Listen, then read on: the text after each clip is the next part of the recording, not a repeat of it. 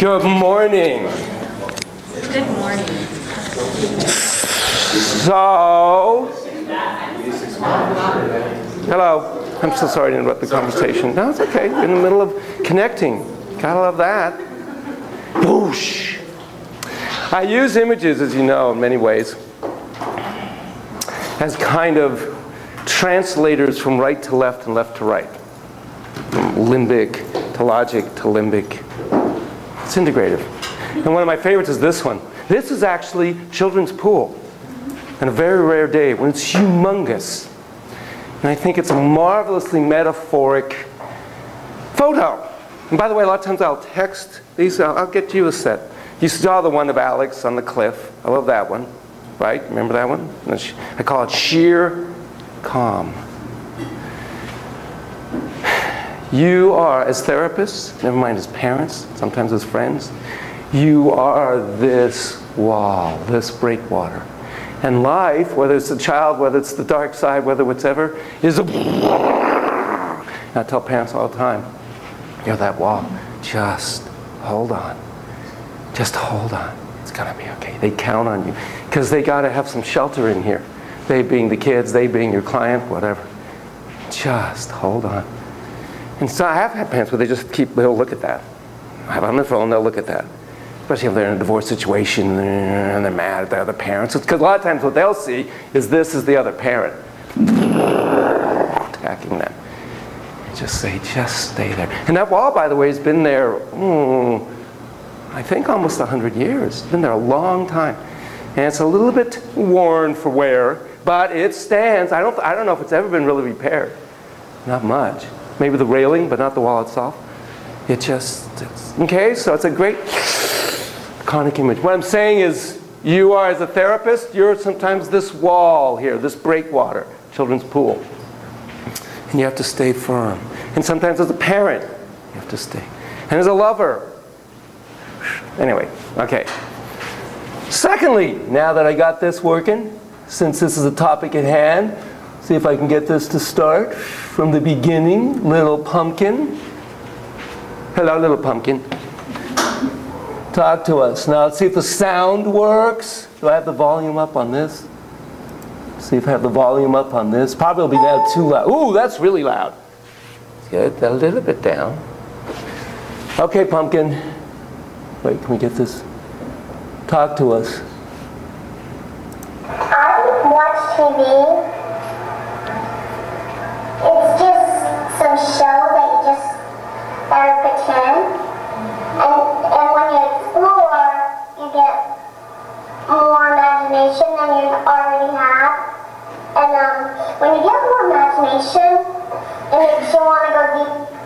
It's just some show so you can get more and see beautiful things. Like it could the path. If it's a path, it could lead you. That could lead you to beautiful. Okay, kind of faded out there, sweetie. She doesn't in the regular one. It's cute, right? It's about imagination. It's a little pumpkin talking about imagination. Okay, we're good. Any thoughts, feelings, fancies, reactions to last class? And it's okay if you don't. Off the top. Yes. Oh no, that's not a hand going up. We talked about, oh actually let me do some catch-ups on a couple things. If I do this, and you do this, you and I will feel more connected. There's research that says just doing the same rhythm together, we feel more connected. Amazing, it's the simplest thing. So I want to tell you that. 2, we talked about the unthought known, right? Chicken and snowbound, the whole areas of the brains. I forgot to tell you that a buddy of mine, actually I told you about Siggy's, right? I told you about Siggy, this computer program that my buddy and I created, and then we got sued for $100 million and all that. Bless you, twice or once? Okay.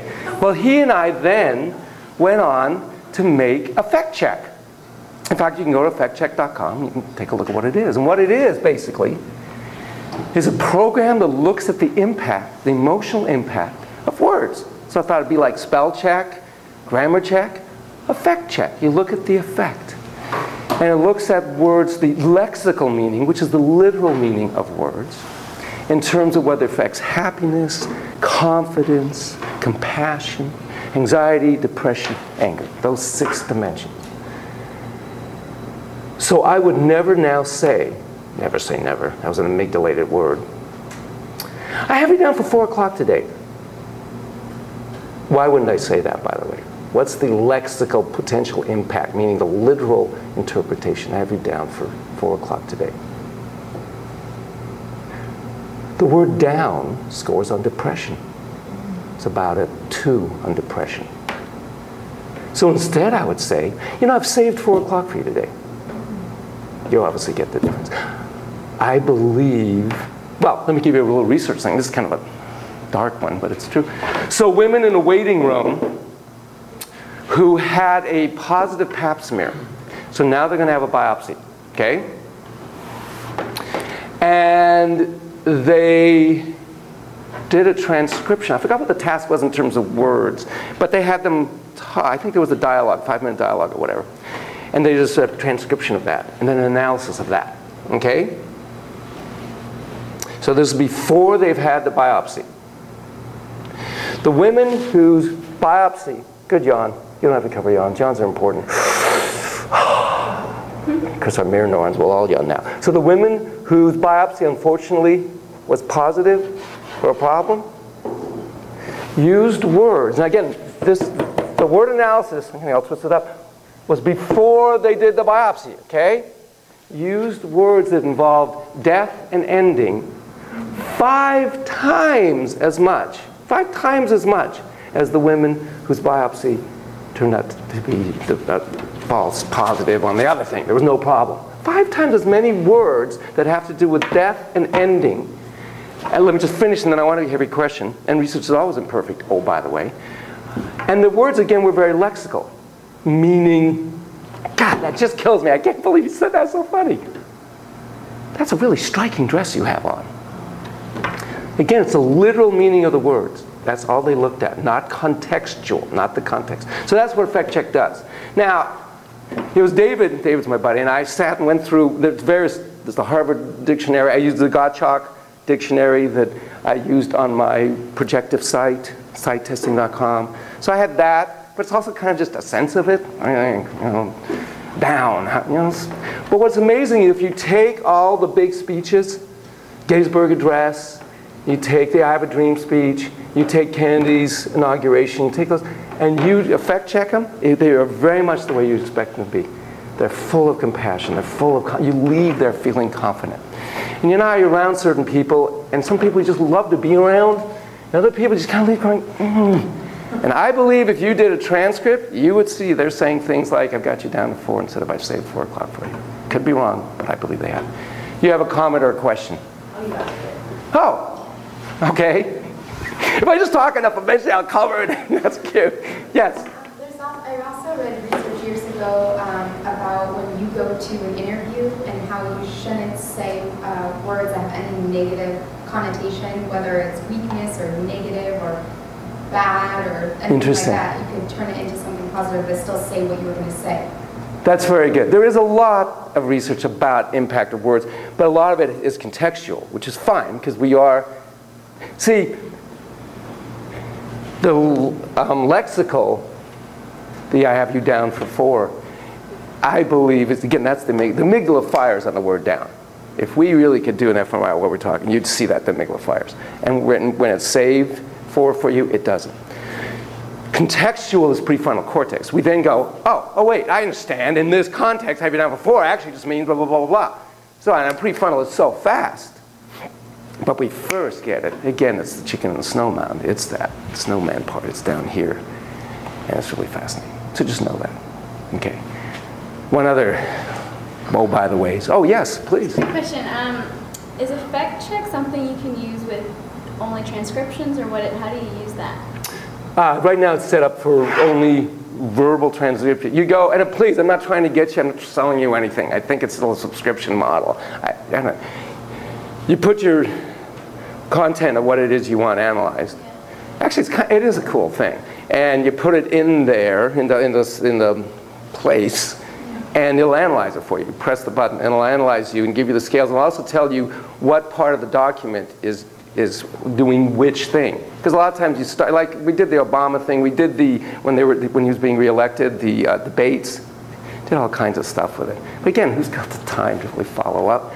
So you do it that way, and it gives you graphs. And also it gives you, again, it sounds like an infomercial. I don't mean this at all that way, but it just happens that it also gives you alternative words for the ones that are scored on any of those scales that either increase or lessen that scale. So if you want to, I'm very mad, I'm furious at you, for, that kind of thing. Does it have frequency of words? Like, yeah, I think it will. Just to go explore it. I think you can, if you can't explore without paying money, because I don't want you paying, you email me and I'll get you a link so you just go explore it. Cool. Yeah, I appreciate your interest on that. If anyone wants to do research with it, we would love, if you want to do research, never mind, go do your, funnel your dissertation through it. Yeah. Frankly, I have a lot of little ideas. Of all my ideas, Roy my wife, loves that one the best. Because for her work, it's very cool. Yeah, I'm doing interviews on couples that are giving me the factors of why they think their marriage is happy and successful. So I want to see if love and like certain keywords. Oh God, that would be really good for research. Please, if you can't get it free, you email me and I'll get you that. So you can. I'd love for you to use that and transcribe their things on those. That would be fascinating. And anybody else wants to use it, let me know. It's yours. Oh, that's very cool. Okay, what else I want to tell you? Oh, we talked about, as we went into individual therapy, Mrs. Taylor, alternatives to our ogre parents, if we have ogre parents or parents who just can't be that breakwater. I never told you, I don't think, that Stolic, I didn't talk about Stolic's dad was a professional boxer. That was his occupation. Gary was a very sensitive soul. When Gary did anything wrong, anything across the line, all his dad had to do was come up to him, look at him sternly, and put his fist, he wouldn't hit him, he just put his fist right next to Stolic's nose. And Gary says his dad's fist was as big as his entire face when he was little. That's what he remembers. Never hit him, just had to do that. Yeah, not exactly the most humanistic, psychoanthropologist, value and validate, reflexively reflecting kind of individual. And Gary, so I said, Gary, how in the world, given all that, and his mom was kind of in her own world, how in the world did you end up being who you are? It's empathic, because I was actually reared by books. He was a voracious reader, and all he wanted to read when he was real young was stories about families. Nice families, where dads were nice to their kids and took them fishing, and moms were sweet and baked pies. Again, this is the Bronx, 1950 something, so a different era. But all he needed to know that it existed in books. Never mind, right, Mrs. Taylor, that existed next door. All I needed to know was it existed in books to believe that happiness between two people can exist, that parents can be loving to their kids. It's amazing the resources in vulnerables. Just start little flowers in the desert to soak it up. Okay, I wanted to cover that. We talked about when you do individual play therapy and what are some things you remember very quickly. When do you do individual therapy? Under what conditions might you do individual therapy with a little pumpkin? Play therapy. Trauma. We talked about trauma. We talked about all different kinds of traumas, including divorce is another one. And they need a safe and sheltered space. There's anxiety. There's depressions. There's acting out behavior.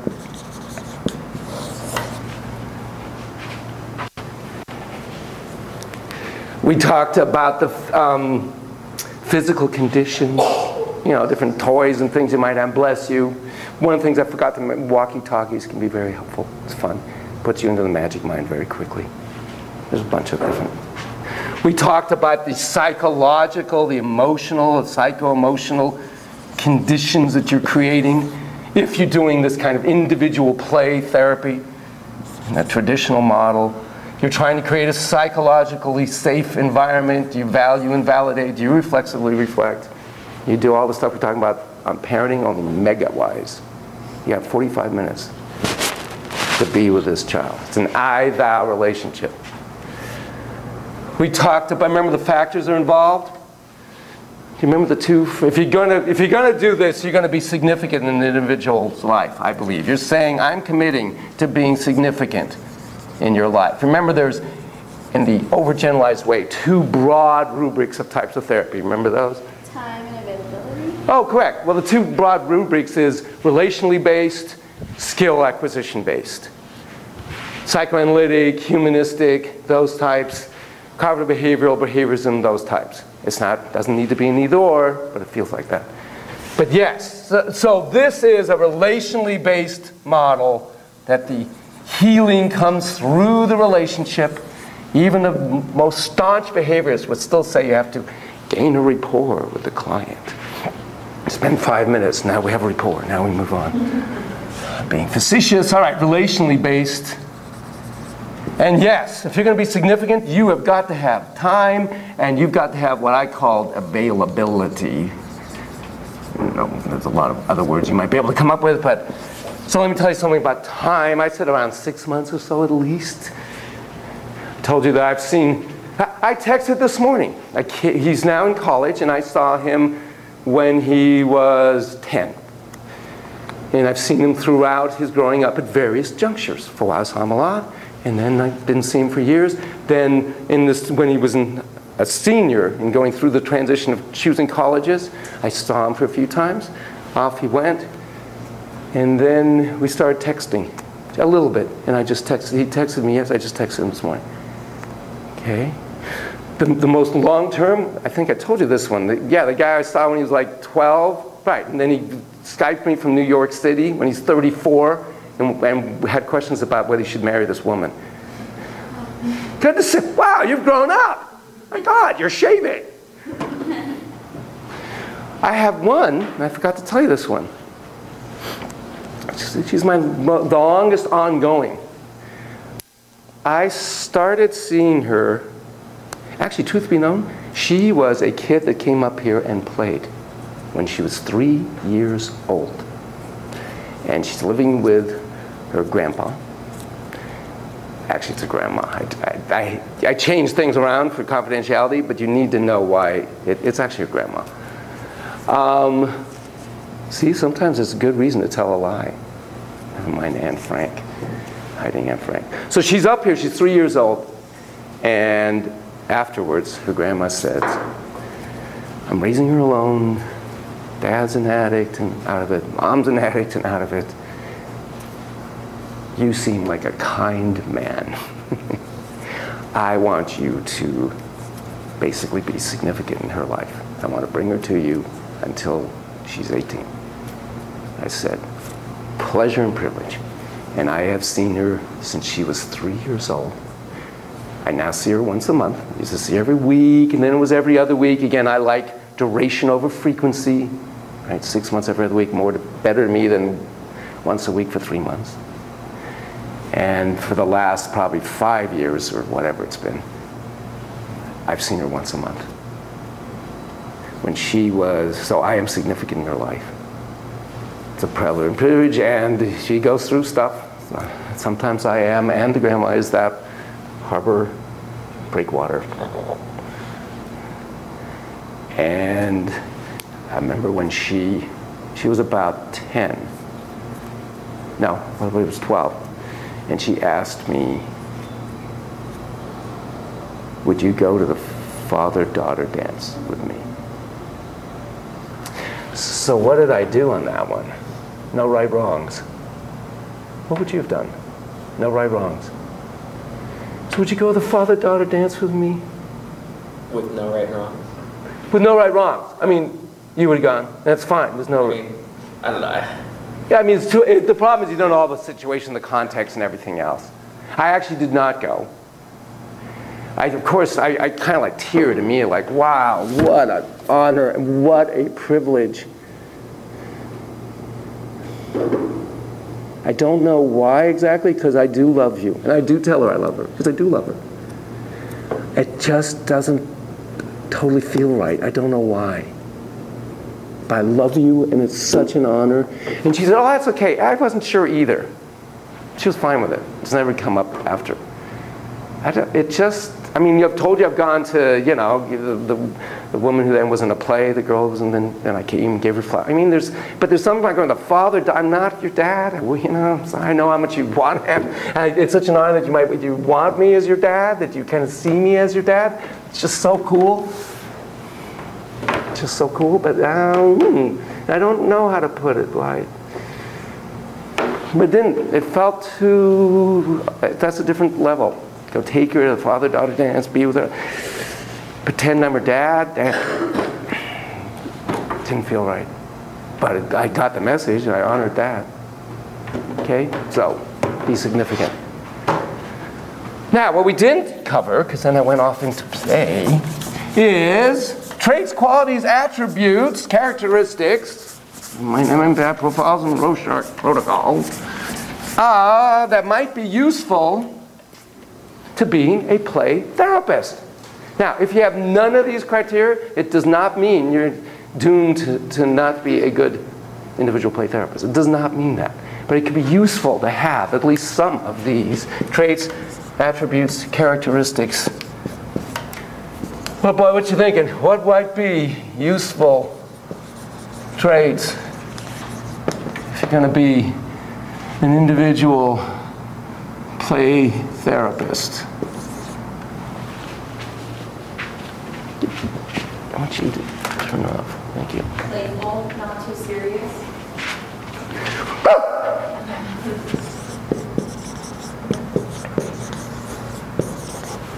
Yeah, it helps to be able to be playful if you're going to be a play therapist. Well said. It's kind of lexical. That's good. So actually, what's related to being playful?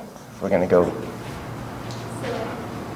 Well, yeah. I mean, but sorry. Creative. Oh, okay. Create. Yeah. I'm looking for something else, but that's fine. All these are also correct. Alex has a comment. Or imagination. Imagination, creative, being imaginative, all that helps. So being in contact with your, pardon the hokey term, inner child. Somebody was going to say that. If you're going to work with kids, hopefully you have very easy access to your own inner child. And they'll bring it out of you. Because you're going to be on the floor. And you're going to be in a little tent. Or they're going to make a fort. I told you, if all of us got underneath our tables and put a blanket over, we'd all be 6 years old again. The inner 6-year-old comes out. But it's nice to have access to that inner 6-year-old really quickly. Be able to get into that space. Because what is that space? When you're in that 6-year-old and he's in that, or she's in that 6-year-old space, what do I call that? Bimonic. You put an fMRI in our brains and it's basically the same. Now, you're also a therapist, so you're also doing a whole bunch of other things, which we're going to talk about, we're going to demonstrate and do today. So you're also going to be prefrontal, because you've been thinking about, now what's the best thing? Oh, I know, okay. And then you're going to go into it, and then you're going to, in fact, I think that's one of the traits that's really useful, is a kind of, it's a cognitive, it's really a brain flexibility, able to move into different brain areas very quickly. So you can be prefrontal think, and then you go, whoa, whoa, whoa, and you're totally into that imagine space, then you're back here, reflective space, that ability to move, probably corpus callosum, that you have a good corpus callosum. I've actually never quite put that one, but that makes sense to me. What are you paying all this money for? Corpus callosum, that you have, that you're able to shift brain states very quickly. That's useful, able to shift brain states.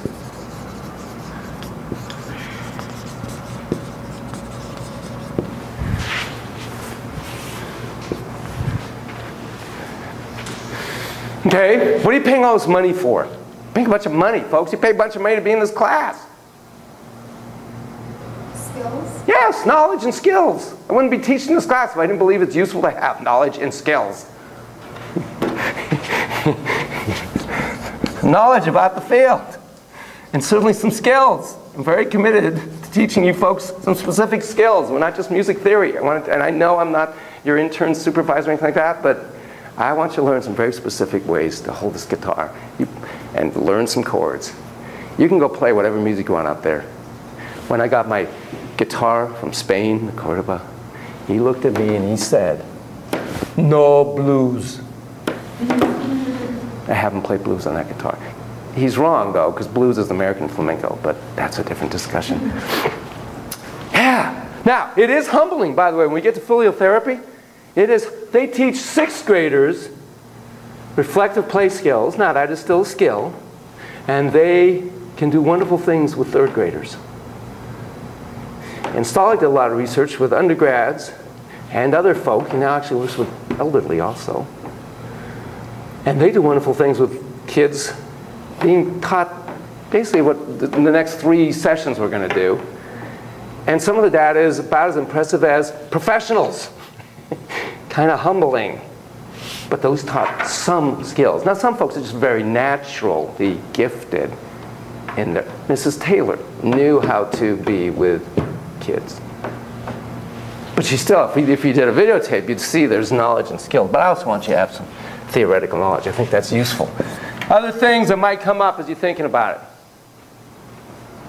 That'd be useful.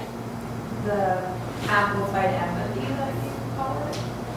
Yeah, yes, you need to be empathic and resonative and attuned. And I think a lot of this being connected with your own inner child helps you be empathic so that what is that underlying message that's going? When the kid's doing that, do you understand? They're looking scared. And that's what you address in that moment. I see you're scared.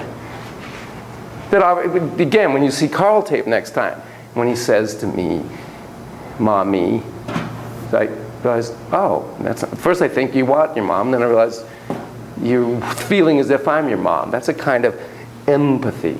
When she says to me, it would be I mean, this one's obvious. When you go to the father-daughter dance, it's not a big stretch to go, it sounds like you want me to be your dad. Or you feel as if I am your dad, and that's such an honor. By the way, my saying that I love her, and I don't say that to everybody, that is part of that being available, being with that person in a very genuine, congruent way, which we'll get to and get to humanism, yes, so in today. situations like that where you have a client who's starting to develop an attachment to the therapist, whether it's because they may not have like a completely cohesive or strong relationship with their own parents, how do you, especially when it's such a young child, how do you detach yourself, not necessarily but just not grow into something that could be outside of the scope of Well, again, I had to leave Carl, right? And you're right, one of the reasons for therapy would be an alternative relationship. Remember, I gave you the one, the Japanese kid, Kentucky. With Carl, I made sure that he knew. See, I think it's okay to continue like this kid that I texted this morning. I'm in it for the long haul. And by the way, not every kid loves coming to therapy and loves being with me or whatever. I mean, I have kids that drop out, like everybody else. Not every parent connects with me. I don't connect, so some folks just leave. But the ones that I really establish a relationship with, I'm in it for the long term. And so I will have, but it's interesting how they do their own binding and removing. They will do that. You've been in, have any of you been in long-term therapy? Not really. Yes, sort of some. I mean, I was in analysis for 3 years. When we get to the analytics section, I'll tell you about that. And the client has their own moving aways. I fired him, actually. I fired my analyst. And for good reason. I don't think it was counter or transference. I think it was his counter. In fact, he eventually said it was his countertransfer. So I think we have to be honoring of it. Now, and again, what's really interesting to me is I give out my cell phone. I don't have people abuse that. I have one current client who's a teenager, late teenager, who has some psychotic states. So he will sometimes text me late at night. But I'll get back to him the next day, too. So I think I haven't had a problem managing that boundary. With Carl, I told you, I made sure that I contacted him by a postcard.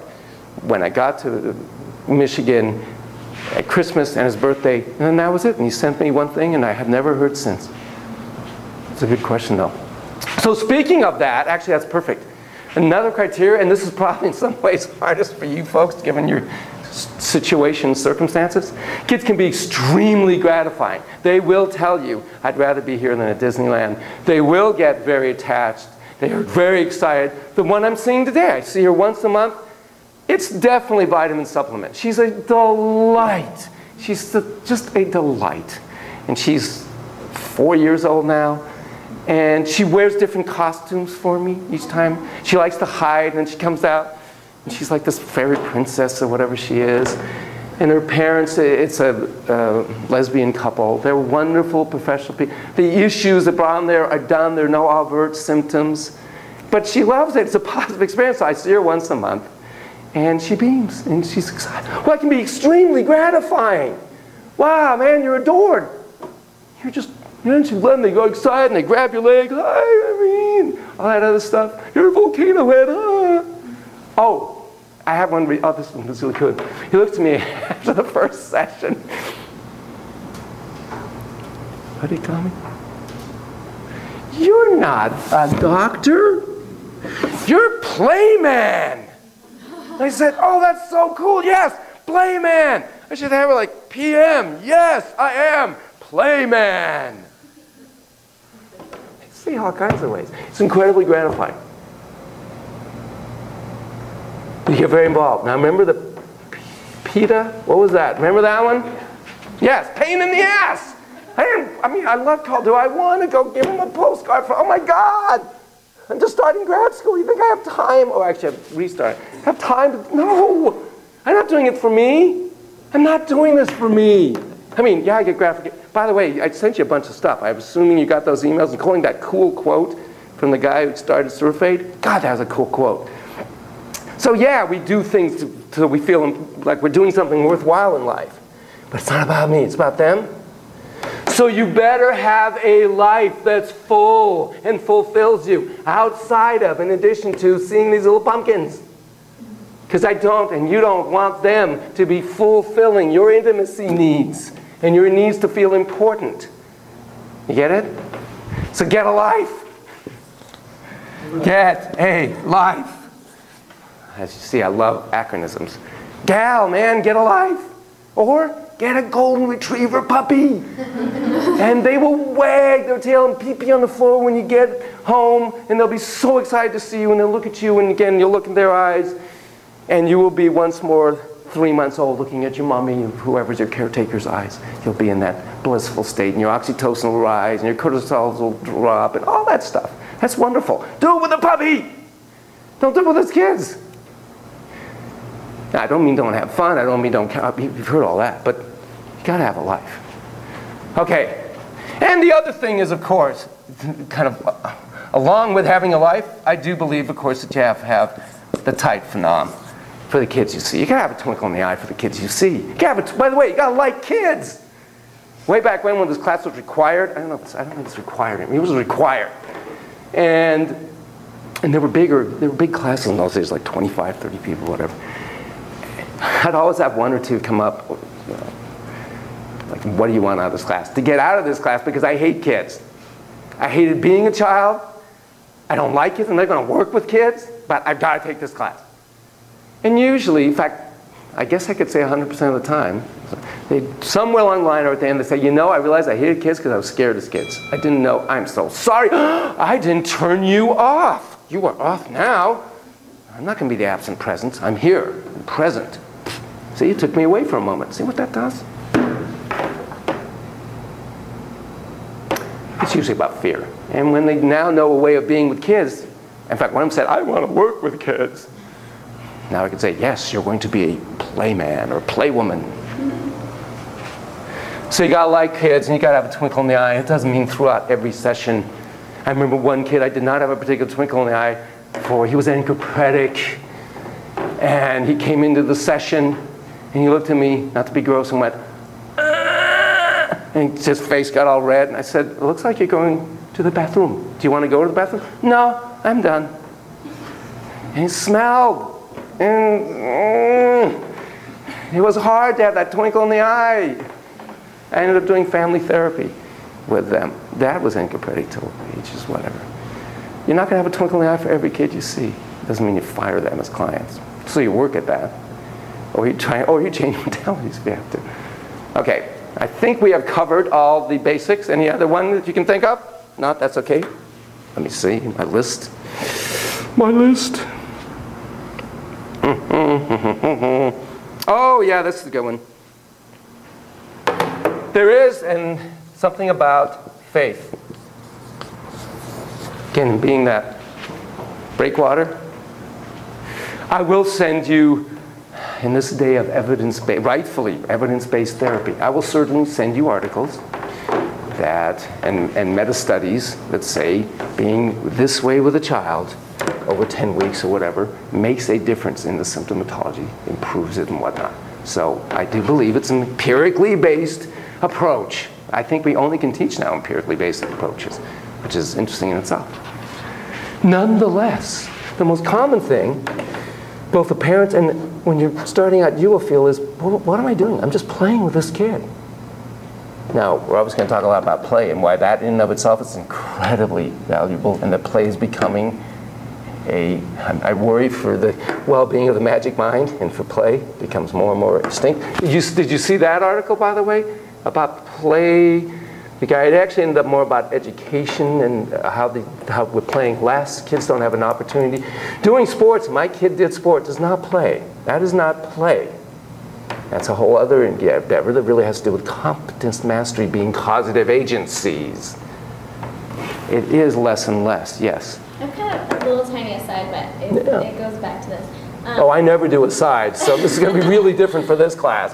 I've seen a lot of kids right now, and I'm noticing the trend of the tablet. Absolutely. And like how that's affecting like the family, and the tablet is the main motivator for everything. You get your tablet if you do this or not, or do you think that how do you deal with that? We're going to talk so much about that because it's so, your generation obviously, and you're several generations younger than me, obviously, you're real different. This next generation, these little pumpkins, live in a really different world, and they're going to live in a really different world.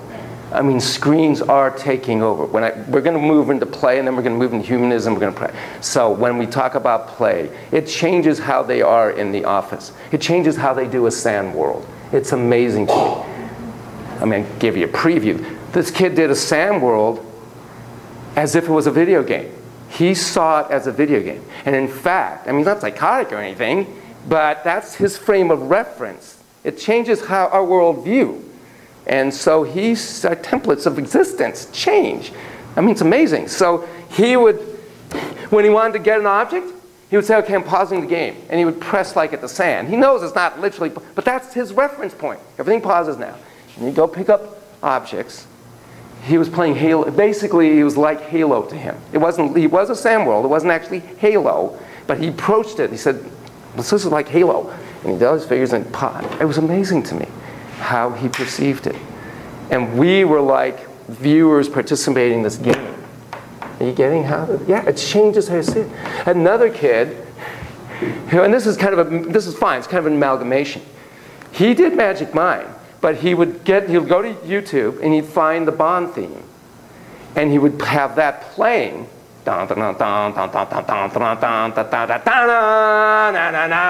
while he's taking these figures, good guys and bad guys, and going all over the room.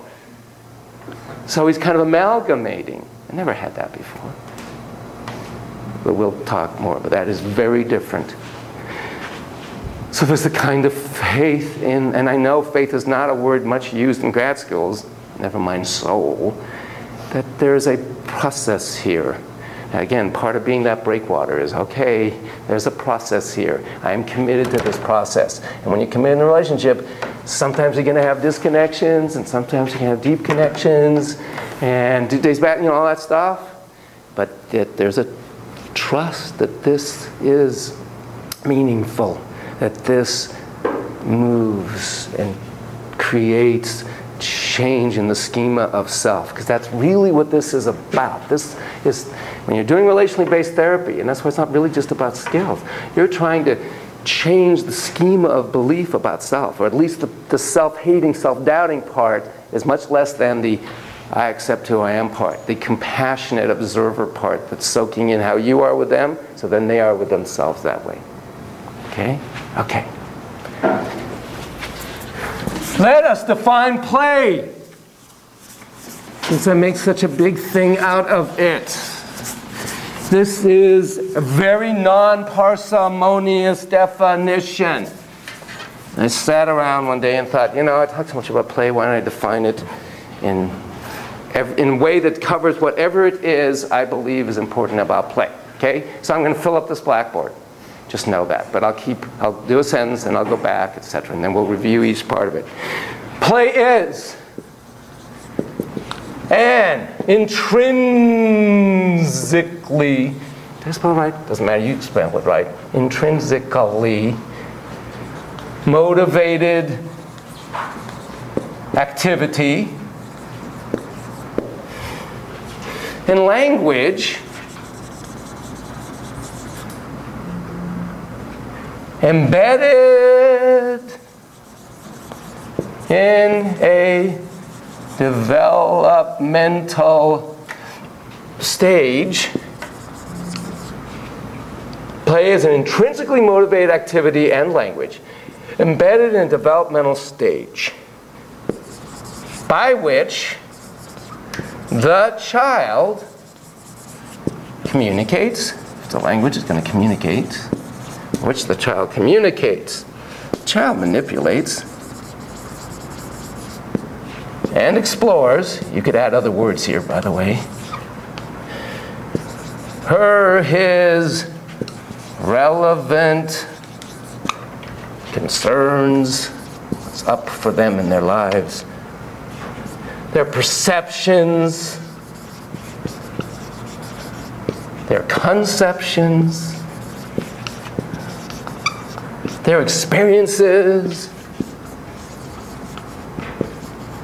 and of course their feelings, and of course you could add other words, but nonetheless.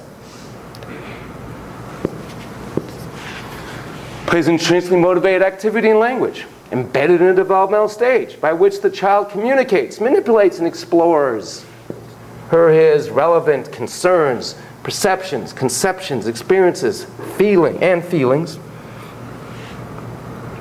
with the possibility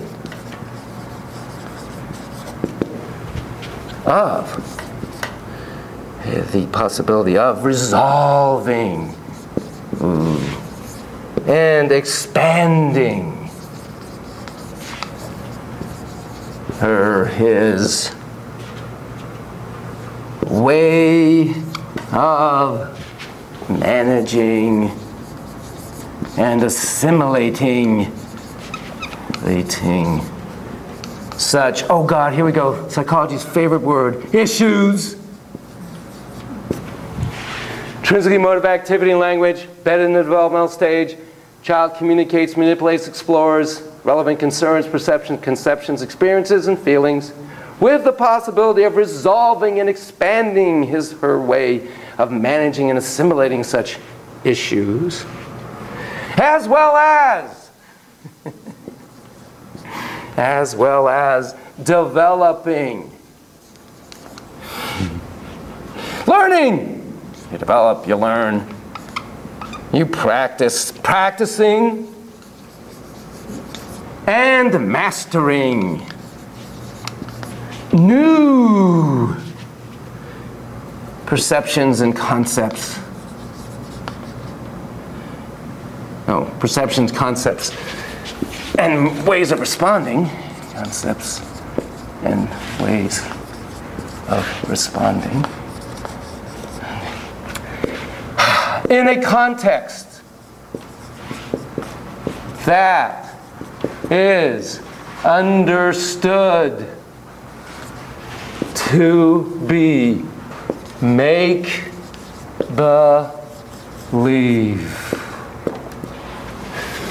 Intrinsically motive activity in language, embedded in the developmental stage, for which the child communicates, manipulates, and explores her, his relevant concerns, perceptions, conceptions, and experiences and feelings, with the possibility of resolving, expanding her, his ways of managing and assimilating such issues, as well as developing, learning,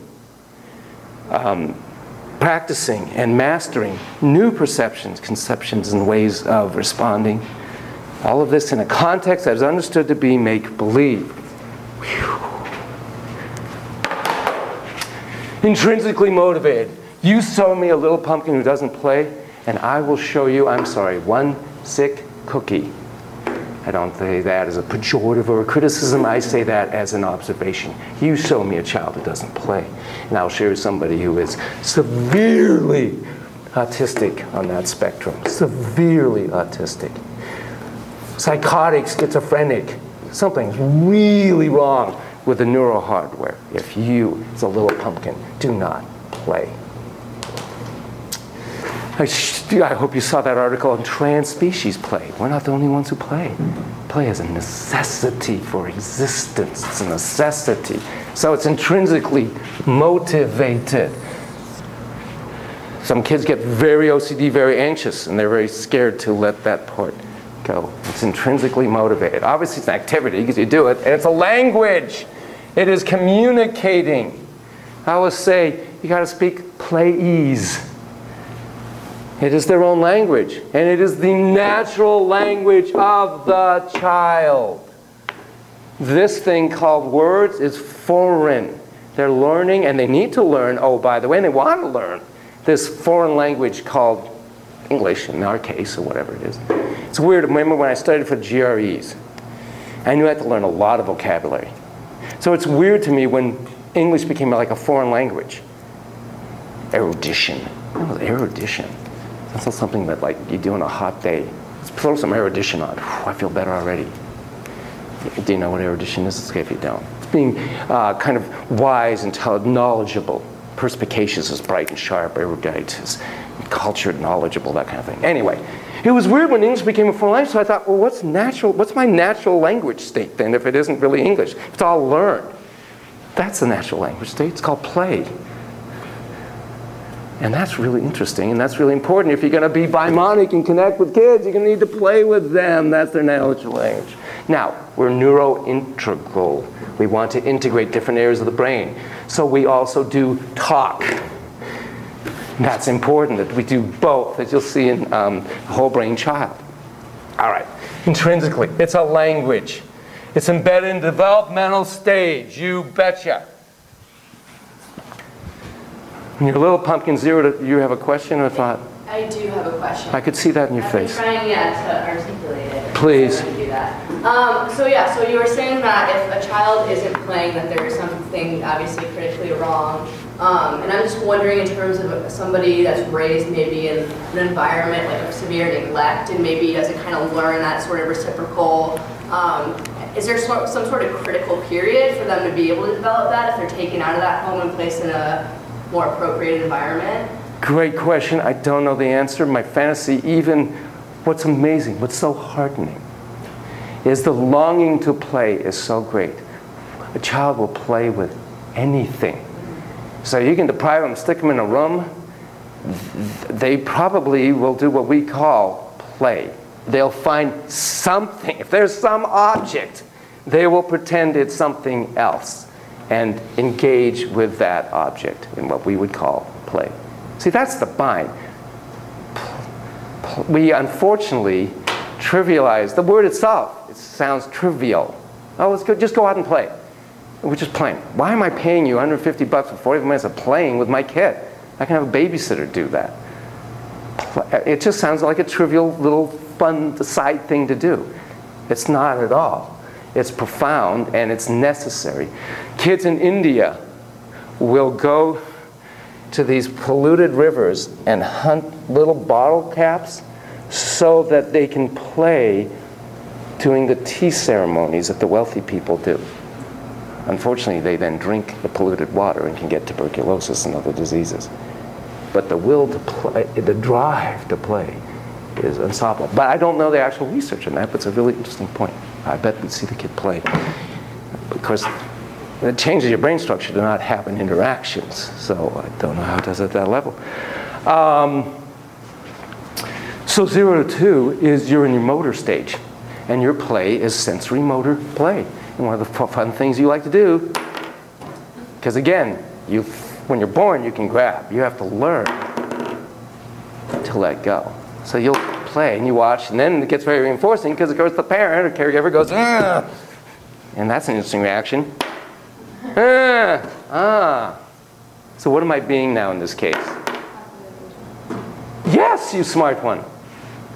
By the way, one of my clients is Mormon. It turns out they have this whole thing about agency that has to do with being choiceful, that you get to choose, even though God's there. I thought, oh my God, I just gave this whole lecture on causative agent. Huh, interesting. Yes, you're being the causative agent, not only of this going down, but of this person then coming, picking it up, making some kind of sound, seems a little annoyed and whatnot. And, yeah, interesting. Boy, am I powerful. From about 2 to 6, oh, I need to say one other thing way over here, really important. So Piaget's smart man, you guys have read Piaget? You know? Okay, so you know about accommodation and assimilation. Basically, we create these schemas, these world maps, experiential maps, through either accommodating or assimilating. And accommodating, as it sounds, is you accommodate to what's real. I've never seen anybody, even a floridly psychotic I am Jesus person, not use a door handle to get out of a room. And I've evaluated some floridly psychotic people that are hallucinating and all that. They still use, that's called accommodation. They still know at some part, their sane brain is going, you know, I can't really walk through the walls. I really do need to use that door handle. It's accommodation. Assimilation is, we take what's out there and make it to what I want it to be. So again, this could be a rocket ship flying through the air. This could be a canoe. It could be whatever I want it to be. That's assimilative. Well, these different developmental stages are kind of underscoring more of one or the other. So the motor phase is very accommodating in many ways. And the magic mind, 2 to 5, 6-ish, is very assimilative. And we love that in terms of what we call play therapy. It's the magic mind. By the way, I'm going to send you an article on avatars. Kids will look up to age about 6-ish at an avatar of themselves swimming with a whale, and they will believe a day or two later that they actually swam with a whale. They're not lying. That's their experience, because the boundary between external and internal is different. And they've now assimilated in that schema of their own experiences, and they believe that they swam with a whale. By the way, this makes it very difficult, as you know, to try and assess child abuse. It's a very slippery slope, ages 2 to 6. And there's all kinds of research, as you know, where it's very easy to implant a false memory, which doesn't mean it didn't happen. It drives you crazy. I've been on the stand. I actually even got cited in a case that went all the way to the California Supreme Court. Went through all the criteria. I still don't know. But it was more likely that the child was abused than wasn't. But you don't know because of the magic mind. Or again, if you don't have as much prefrontal cortex, you don't have dorsolateral cortex, reality isn't defined by the external parameters. You define it like a dream state. Okay, well, then, comes what we call latency. Do you remember what you played when you were like 8, 9, 10? What kind of stuff did you play? 8, 9, 10, like on the street with my friends, on the swings and climbing the trees and playing basketball. Okay. Okay. 10. What did you play when you were around 10-ish? If you can remember. It's hard to remember. That's okay. Anybody remember what were you into? Do you like makeovers with my best friend? So what's happening here? What's different about that than magic mind play? It's okay if you. Gender. Kind of roles, kind of. Well, yeah, but I don't mean just between the two of them. But that's different play than the little pumpkins imagining they're in the forest or in the submarine or in the spaceship and all that. It's much more accommodative to the culture. It's a culture rating. Rightfully so, by the way. I do have a girl who's almost 13 who still believes in fairies and has a whole thing. And that's wonderful, but she is going to need to also integrate. If she wants to believe in fairies all her life, that's fine. But she also needs to integrate a cultured prefrontal cortex realities. Because as far as I know, there really isn't fairies. I love the metaphor. I could be wrong. Pen might not drop. So how do you deal with that as a therapist in that situation where you have this kind of creative 13-year-old and you don't want to necessarily burst that magic mind bubble, but you also want to help her kind of integrate? The The good thing on that is she is integrating on the other side. Okay. So I don't really need to directly, I'm not going to confront her on that. So she's not necessarily like resisting. She is, I think it is. Way before your time was a woman named Mary Martin who played Peter Pan in a play that was then videoed and whatnot. It was wonderful. And there's a wonderful song. It goes, I don't want to grow up, I don't want to go to school. There's a whole bunch of things. We all have the Peter Pan. Or, well, Wendy actually was very, she wanted Peter to grow up. We all have that part. So I can always talk to that part.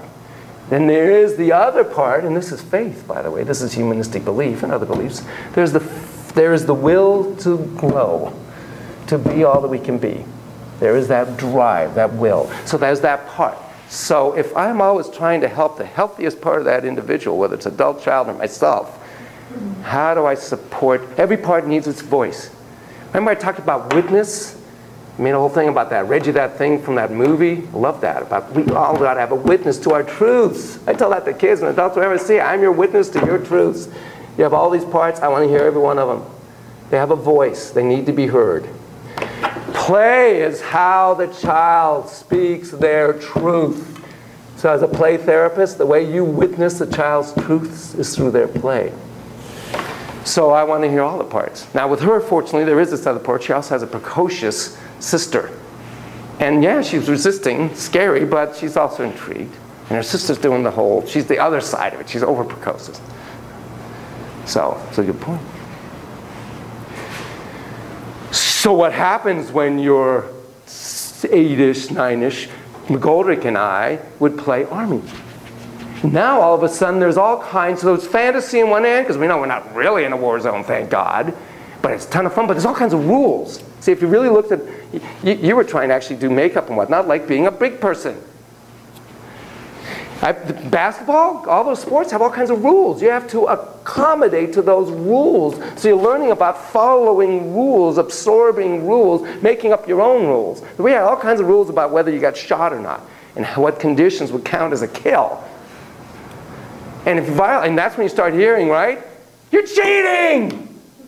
I never could keep up all the rules in soccer. That one was like, what? How come he was called foul for that? I don't know what happened just now. Offsides or something. You can't be in front of the other. I don't know, man. But they're keeping track. And that's why games of that sort really aren't play. They're really absorptions of acculturations and competence. It's very accommodating. And that's wonderful. You got to do that. It's a different phase. And when we get to talking about latency, you get to, it's useful to do things that I think are not useful as much to do with little kids. For example, what might that be that I'm doing just this moment? And asking questions. As I told you, the hardest thing right next to calling me Yanon, because we have a bi-reciprocal relationship. I'm teacher, your student, and there's all these rules, and the rules. You're supposed to call me. I keep trying to break that for this other reason, is to not ask questions. And in 2 weeks, well, actually 3 because of the vacation, when you're up here, this old pumpkin, you're going to ask a question, and then you go, oh, God, I asked a question. And I go, it's okay. It's okay. It's very hard to break that. And again, you'll make a comment. I see you have your hand by your mouth. Don't you? And you'll change it into a question. It's like, leave it as a comment. I see you have your hand by your mouth. And you didn't even move it, which is amazing. You see, yeah, now you moved a little. That's fine. Because you do that with an adult, they become amazingly self-conscious.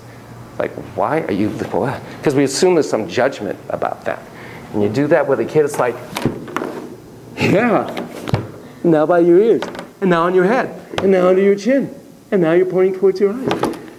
Oh my God, you're looking at me, you're attending to me, you're seeing me, and you're saying it in that warm, embracing way. Wow, better than Disneyland. Until we are 6. Because then prefrontal and self-obsession, that's a different stage. And they do want to play games. I told you the one when I was in Davis, and when I kept reflecting, he was about 9, he's literally on the floor fetilizing. And it wouldn't be good to say to him, I see you're really he's like, ah, stop! Magnifying glass, sun, beam, ow. No matter how warm the tone of voice he felt, overseen, overexposed, intruded upon, violated. And I said, I did say you look really uncomfortable, obviously. What would you like to do? Ask a question. And he said, I want to shoot hoops. I said, fine. There are hoops outside. We're going to do that. He even said, I saw the hoops. Can we go? Absolutely. Different developmental stage. Yes, we talk more. Yes, you can ask questions. Okay, boom. All right, obviously communicates, manipulates. Oh my God. One of the joys of play therapy, and I'll tell you this right from the start, and I know this is my Jungian part. Everything you touch, everything that the child plays with, is an aspect of themselves. Remember I had you, and I forgot to bring it back. Remember I had you close your eyes and say, I'm home at last. Remember that? But I didn't then ask you much about that. How did you feel when you said that? Can you kind of remember? How did you feel when you said that? Like centered. Yes. I assume most of you felt centered. Unless you had really bad home life, I'm sorry. But obviously, I'm home at last would suggest you're now at a place that's, of course, home is, when we get to Jung, is an enormous archetype. You'll see little Carl next week do a huge thing around home. Home is a symbol of an aspect of self. It is self. So when the child plays about home, they're playing with a three-dimensional representation of an internalized object. For those of you who ever read object relations theory, it's like the quantum mechanics of the soul. You kind of get lost. It's like reading, I never really read Proust, but I think it's like reading Proust and Tolstoy and those guys. How do you keep track of all the characters? And then it's like, what? These are 3D This is absolutely a representation. Wham! Landed it. What aspect of self is that representing? For those of you who are Jungian or otherwise. There's a hero inside of you. It's the hero, the competent one. Yeah, woo! And sometimes they crash. Oh no, I lost my helmet. Donk. Oh, ow, hurt head. But they're back up. Woo, and off they go again. So I guess sometimes we can go through some tough stuff and get right back up and keep going. I call that a hallmark. It's like a little saying, a little wise, axiom-ish, aphorism-ish thing that just happened in the play, and I want to underscore that. Because I want to feed that part of the mind that goes, yeah, we do fall down sometimes, and then we get back up, and we get going. Yes, question? When you typically say that to the kids that come into your office, do yeah. they respond to you, or do they? Oh, I hope they don't respond to me a whole bunch. It'd be weird if they did, because why would I not want them to respond to me necessarily? And God, I'm so sorry, I'm asking, it's a Socratic thing. You're like, I don't know, now my amygdala fired, and I'm going to block. But I mean, I think it would be helpful for them to kind of, almost like a subliminal message, like take it in. But that's exactly the point. It's subliminal, so it needs to, more often than not, if you, again, you're all going to read Milton Erickson, or you're going to read Haley's Uncommon Therapy. Actually, Bellheim had a book called The Uses of Enchantment. And it was all about fairy tales. And what he said is, don't interpret fairy tales to kids. It takes it, but he didn't say this, but what I would say is, out of the magic mind into the prefrontal in an abrupt kind of way. It needs to stay hovering in between. That's why I love it in this form. I've never had a kid stop and say, you're right, I never thought of that. That's a really good lesson in life. You know, we kind of go through some tough stuff, but we say, oh my God, it would be bizarre. I'd be like, I mean, actually, I'd probably go, well, you're a very smart child. You have a magic mind, and you have a logic mind, and the two talk very well together, is what I would actually say, but I'd also be like astounded. And that's the point, though, that you don't hypnotize people to get them, I don't know if you've ever been hypnotized, to get them to raise their hands. By speaking to this part of the brain, the logic mind, you're talking to the whole other part of the brain. The time I was hypnotized, I couldn't open my eyes. It was the weirdest sensation. Because I didn't think I was hypnotized. Well, it's not, there's no magic. It's distracting logic mind and having the snow mound part of the mind be in charge, which is in charge most of the time. So I'm trying to get to that snow mound. And that's the beauty is, it's all in three-dimensional right in front of you. You're holding an internalized aspect of self, the bad guy. And we all have the shadow bad guy. Ha ha ha. And this guy's handcuffed and then put in jail and in handcuffs because you're so bad. And there's a lot of power in badness. Because they're being so positive in the agency, they even go against the culture at large and still do it. Whoa, man. Looks like to play bad guy. Okay? Okay. So they manipulate, they explore all these thoughts, feelings, fantasies, what's up for them, how they view the world, these schemas of them. And they can, in fact, resolve, see it differently. Let me do this one for you. So I see a child about age 4 who was tortured by her mother in the bathtub, placed in scalding hot, I know it's awful, scalding hot water. I saw, obviously, when she's living in foster care, her rights were terminated. Mom is in prison.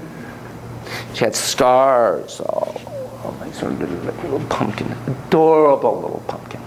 Well, I was with Tom Rusk at the time, in his office. You walk in, and there's, actually we had a secretary, lovely Jan, and here's Tom's office. Here's a hallway to the waiting room, and here is my office, and here is Steve Solomon's office, and here's a bathroom. Oh, well, Judy, Tom's wife, did a wonderful job of taking that bathroom, because there's a bathtub there, and decorating it. She put some wood plant, you know, and ferns and all kinds of pretty things. Here's a sink. Well, the first time this little pumpkin came into the office, this door, the bathroom door, which obviously swung inward so it wouldn't block the hall, was open. And here's my door. So she comes along, immediately spots the white porcelain of the bathtub, and goes, ah! And races to her foster mom's arms. And she was freaked out. Totally understandable. Okay? So obviously we had to close this door. I had to make sure every time she came I had to have that door closed, this door, and she would like kind of cover the wall and then come in. Well, to her, as you can see, I'm no artist. Well, let's do one of those old-fashioned tubs. Her schema, right, her constellation of feelings, associations, perceptions, of bathtub, and for most of it that's soothing, calming, all that, was it might as well be, anybody play hangman? It might as well be a gallows. It might as well be a bomb, a machine gun. Her schema to that is an implement of torture. It's an electric probe, you know, any of that horrible. That's her schema for that, okay? She's in a good environment, bravo. We spend time together, bravo. What do you imagine she started playing with about 3 months into doing this? And then she became obsessed with playing with this, and basically from the moment she came in to the moment she left, what would she play with, you think? Correct, our miniature, I had a little miniature bathtub. Part of the toys I had. By the way, that's also the other part about faith. One of the other things that'll drive you nuts, they'll keep playing the same thing over and over and over and over and over. Over and over and over and over and over. How many times is Bambi going to be devoured by Godzilla? If you're a purist humanist, as many times as that child wants. You don't push the river, and if she wants to come for the next 15 years and Bambi is defeated by Godzilla, that's what happens. I'm so sorry, I'm not that patient. Or I believe we can get stuck. I'm not sure that's the healthiest part. If you're doing it that long, I could be wrong. The good news is the kid will tell me. I actually had a Bambi and Godzilla. By the way, have you ever seen Bambi meets Godzilla? YouTube that. Cutest little thing. Funny. It's 60 seconds. You want to see it? You want me to tell you? You're going to go see it? Okay, it's just cute. Anyway, so what I did, after about 5 sessions of this, I put in Superman. Oh, looks like Bambi needs some help. I'm here to help you, said Superman. And what happens next, do you suppose? Bambi's rescued. Not at all. Godzilla. Absolutely worse than that. The kid just looks at me, takes Superman, and literally throws him across the room. Literally. He was in the sand world. Yeah, otherwise he would have eaten him. But he was like, no, I don't even want, what? Get out of here. Boom! splat. I just went, ooh, splat, so much for Superman. Oh, I'm sorry, Bam, you're on your own. Yunk, and there goes. Delicious gulp. One more time. Kid will tell you. Now, the humanists will be mad at me because I'm imposing my need onto this kid to move things along, and that's not where the kid's at. So faith in that sense. Well, this little pumpkin did the bathtubs over and over. And I asked the foster mom, you know, I'm interested, is she taking baths yet? No, not yet. The next time she came, 2 weeks later, because it was a Medi-Cal case, 2 weeks, she's taking baths. She then got really interested in the bathtub and the bathroom. So instead of going on the wall, she would go, let's go in here. And she wanted to explore this bathtub, and she wanted to put the little figures and give them baths in the sink with real water. And she now runs Bath and Beyond. No! That would be a great, wouldn't it be a great ending? That'd be so cool. I don't know if she doesn't actually, but because I don't know what happened to her. And what's the other, the Body Shop with all those lotions? Because that's the other thing she ended up loving to do, is bubble baths. Huge bubble baths with little squeaky ducks. All that stopped. So what happened internally? What are we doing here internally? You're changing her sensation. On the nose, for those of you who don't play charades, on the nose. We changed her schema, her whole perception, that rather than an implement of torture, it becomes this wonderful experience of self-nurturance and being nurtured and cared for by others. And that, by the way, is a personification of her change in schema about the world. Remember, 3 main dimensions: relationship to self, other, and the world. And when you're hitting big schemas, you're changing that, the perception of self, others. So I'm not a victim, I'm not this awful one that created this. I deserve nurturance and whatnot. People can be warm, kind, caring, sensitive, care. This is wonderful. And the world can be a bubble bath, man. Awesome. Get this? I don't believe you can do that just talking with a little kid. I believe you got to join their language and talk through their language. Okay, so changes perceptions, concept, possibility of resolving, expanding she very much expanded her worldview. Assimilating this issue she had about the world as a torturous place. Now, as you well know, the little girl, let's do it differently, not cliched, the little girl with mommy's business bag or doctor's kit or whatever. So she's a little pumpkin, but she is practicing new ways of being in the world. Like you were practicing putting on makeup, being a preteen in that way. And by the way, tweeners now, it's frightening sometimes where they already are at 12. But you're practicing how to be in the world. You play it before you be it. Mastering it. You're expanding your whole perceptual schemas of what the world is. And the reason you can do that is because you know it's a context that's understood to be make-believe. Make-believe. So I've told you about my 3 dogs. I think I showed you the picture of Seraphos, Blackjack, and Pancake. Blackjack and Pancake ended up being 110-pound dogs. They're huge. Did I show you that picture, by the way? I didn't. I'll show it to you. They're huge creatures. I'll show you later. So, actually, when they were little pumpkins, cute little pumpkins, they would play. We think that only humans can be symbolic, but that's not really true. Dogs can be symbolic. Other animals can be symbolic. And, where are you pumpkins? Here they are. Ta-da, ta-ta-ta-ta. Ta-ta. Blackjack, Pancake, and Seraphos in the middle, 4-3 canines. Okay, the big dogs. When the little pumpkins, they would play, practicing the skills they're going to need when they're big dogs. And with kitties, they'll autoplay, man. They'll chase things when there's nothing there. Like they're on acid or something. They're practicing and developing the motor schemas to hunt Well, these guys, you know, it's important to fight out there, but will stand your ground. So they're, and every once in a while, and their hair would bristle up, and they're like, and I thought, oh, let them work it out. And they kind of, and then it kind of worked back out. They knew very, very astutely and acutely and immediately the difference between immediately. It was a big problem when they were 110 pounds. And they'd be in that Jeep, and suddenly they'd get into a fight, and the whole Jeep would be shaking, and I had to pull over the side, and then Seraphos would get into it, and even though she was the smallest, she was by far the dominant. Oh, Mom's here, we're not messing. Oh my God. Even though, sorry gentlemen, had them snipped, because the vet said, you don't snip these dogs, you're going to come home, there's going to be ears on the ground. You have got to snip these dogs. So I did. Sorry, guys.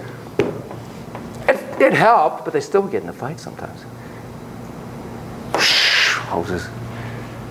I don't need family therapy here. Come on. You're acting out my anger? I don't think so. So they knew the difference between make-believe. The reason she could play with that bathtub, because she knew the difference between real and make-believe. I have a sand world. We'll do a sand world together. I have these little spiders. Well, they kind of look real.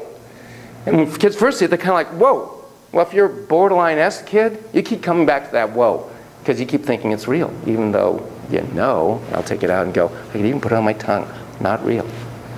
But if that boundary keeps slipping, it's hard to play sometimes because you lose the fact that it's make-believe. Okay?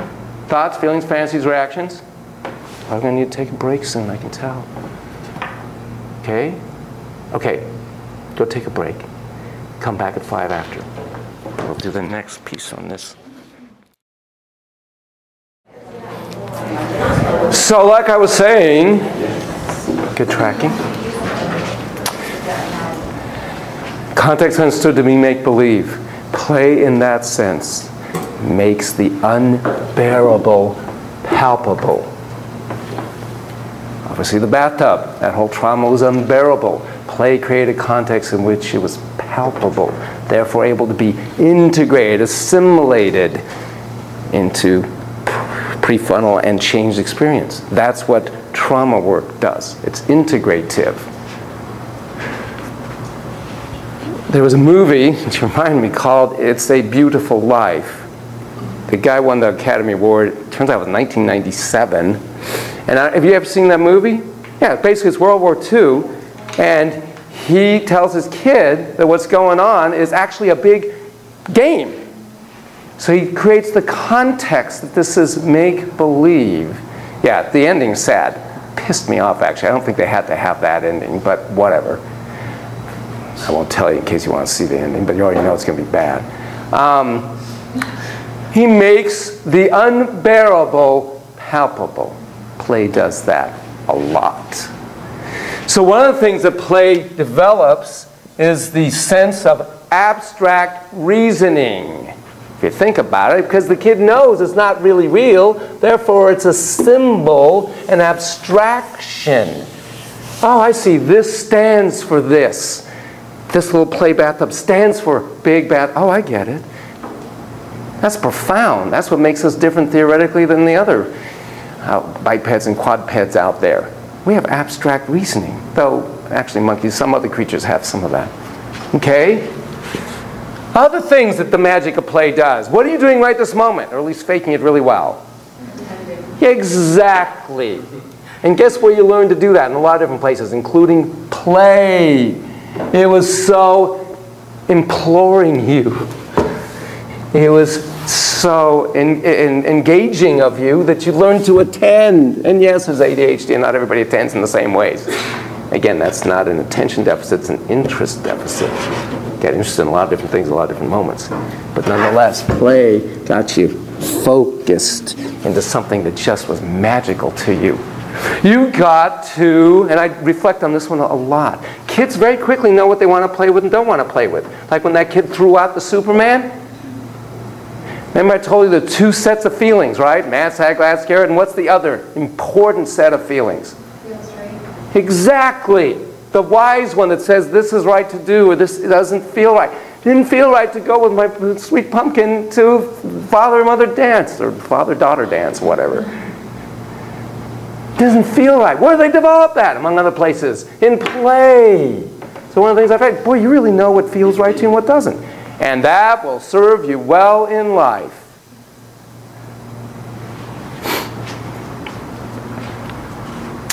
It helps, facilitates the neural mapping. Because remember, it's all about neural mappings of joy.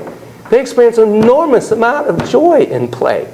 That helps actually the myelination of the experience of joy. It's important to have fun in therapy. It's really weird. One of the things that someone says, like, well, I'm having fun, therefore somehow it's not therapeutic. Like, it's supposed to be this heavy, deep work all the time, and that's somehow therapeutic. But if we're laughing and having fun, but that's somehow not therapeutic. It's very therapeutic. By the way, you can play. I had a kid yesterday.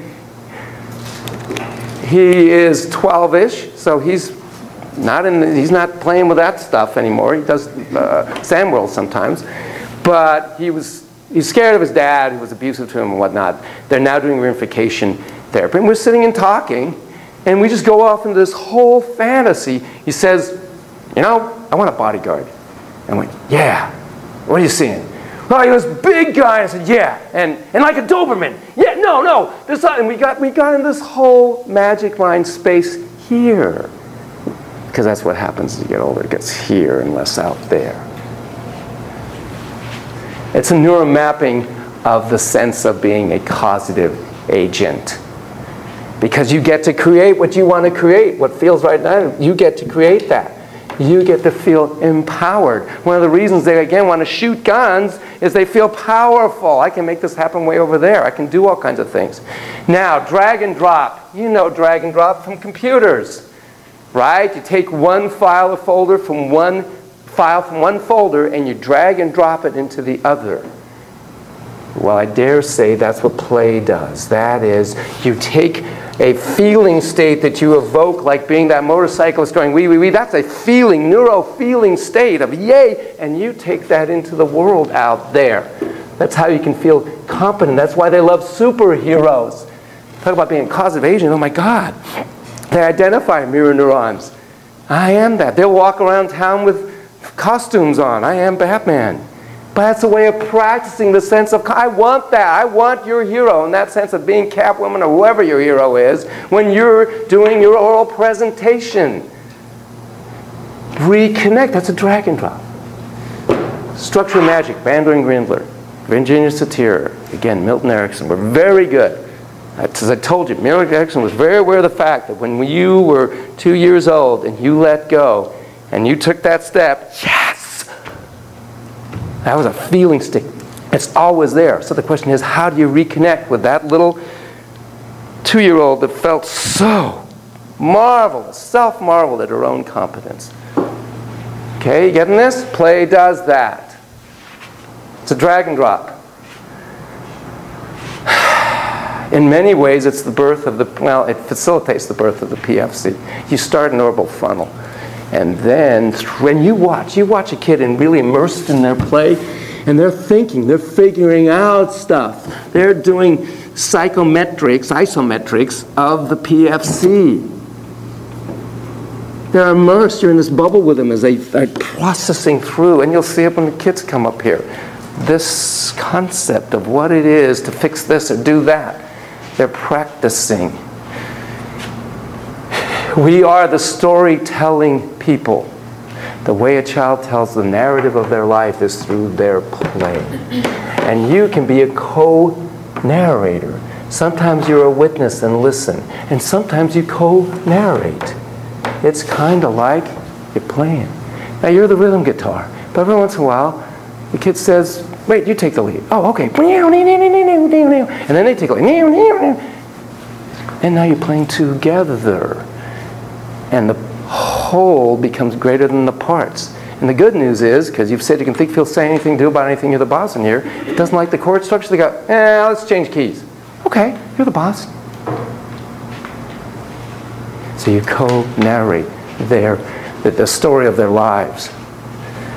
It reveals the reality that some sense of reality is actually in the mind. that in some sense reality is actually in the mind. Because they're in their mind creating this reality, there's a meta message there. Reality is really, the reality of reality is it's really in the mind. It's what happens when your distant lover comes into town and now you don't feel connected anymore because your reality was in your mind. And now the real reality intruded on your reality. Did you know that if you ask a kid to sit still or stand still, I want you to stand still. The average kid, 6-year-old, 5 or 6-year-old, can do that for about 3 minutes. Tell him he is a soldier in front of Buckingham Palace, and he is to stand perfectly still and only occasionally blink their eyes. You know how much the average kid can then, how long they can stand? Guess. 7. Exactly right. Wow, there's your psychic intuitive self. You just like channeled. That's exactly right. 7 minutes, more than twice as long. If you just tell them to play. I already told you, play is going to find, that mind, the magic mind is going to find the cure, along with other things, for cancer and solve the problems of the Middle East.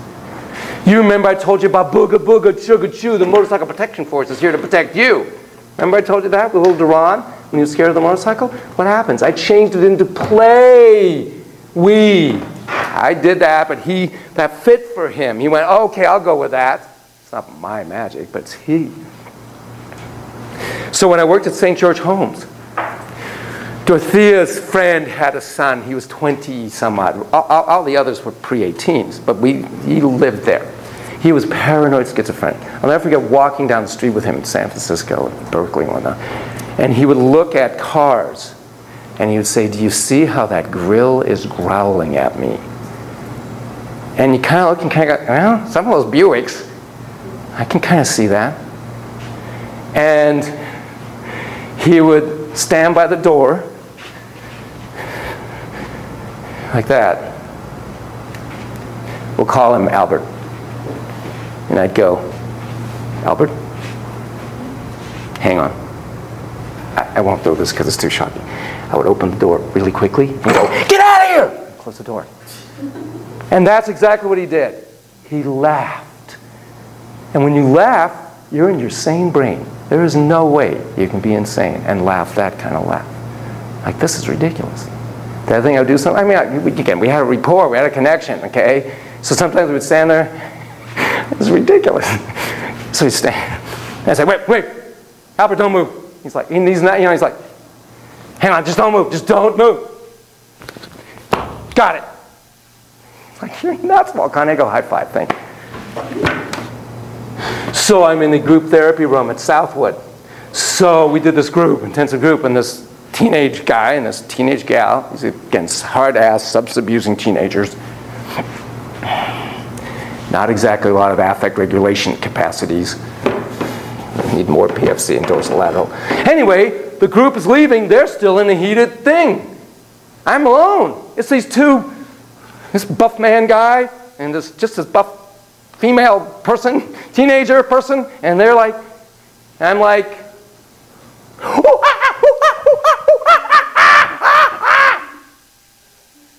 they looked at me like, you are out of your fucking mind, Volcani. And as he's looking at me, I said to her, leave, just leave. And she did. I said, I feel so much better now. He's like, you're weird. I go, thank you. You gotta shift brain states. Let me give you a more dramatic one.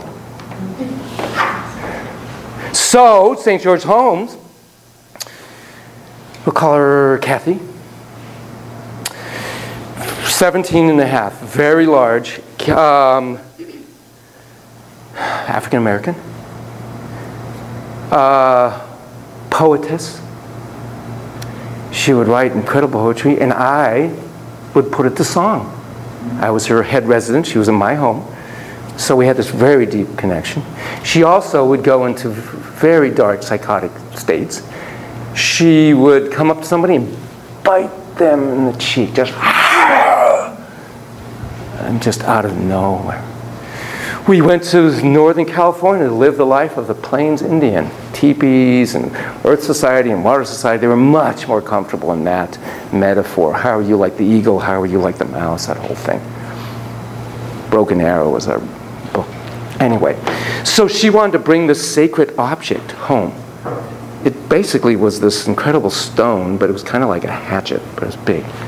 I said, okay. So she set up this beautiful area in her room, like an altar with this thing in there. Well, she would sometimes run from the day center and run into her, and so I'd be chasing her. Well, one time, she threw me on the bed and had the rock over my head and was about to impale me with this, basically. And I'll never forget the sense of born Israel, died in Berkeley. What a strange outcome.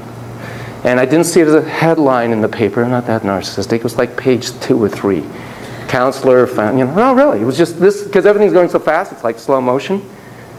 And I thought, well, I could do this, then my arms would break, and they'd probably break my, you're just like, because she's looking with that altered state, and that's how you could always tell. First she's like, and then she's like, and then she's attacked. It's like, it's an altered state. Her eyes would shift, and she would just, so I'm lying totally helpless on the bed, and she's like this with that thing. And thank you, Steve Haskett. Thank you, you saved my life. Comes into the room, and he goes, whoa. And she looks at him, she looks at me, and then slow-mo, she throws, and I move, and right where my head was, this huge hole in the wall. Huge hole in the wall. But that's not even the story I want to tell you. I just wanted to preface. We got through that. I said, I can't be around you right now. Steve, you be with her for a while. I'll come back. Which I did. Rapprochement. Remember I told you about the unresolvables? I'm way over here for a second. Masters and disasters. The masters of conflict, because conflict's unresolvable, 69%. It's not only that you can have compassion and levity, but it's how you do the rapprochement. Masters of relationships can have these, but then they come back. Now with compassion, I can come back. Months later, you send. She's running again. Go get Kathy Volcani. I'm running. She's in that altered state. I can see. We're in the kitchen. She's got that look. She has a lighter. And she's going to set the curtains on fire.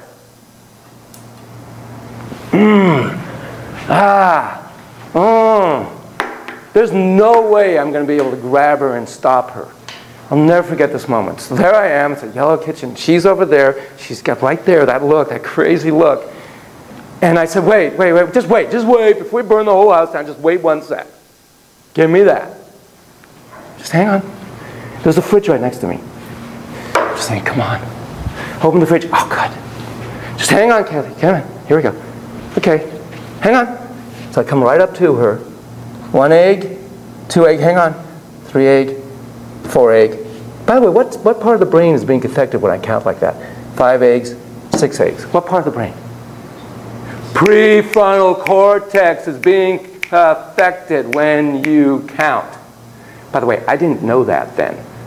I just happened to be counting. But actually, when I look back, I realized what I was doing was affecting the prefrontal logic mind because she has to count. She was counting with me. And I've got 6 eggs right here. Ready? Go! Wham! Wham! And I just started throwing eggs at her.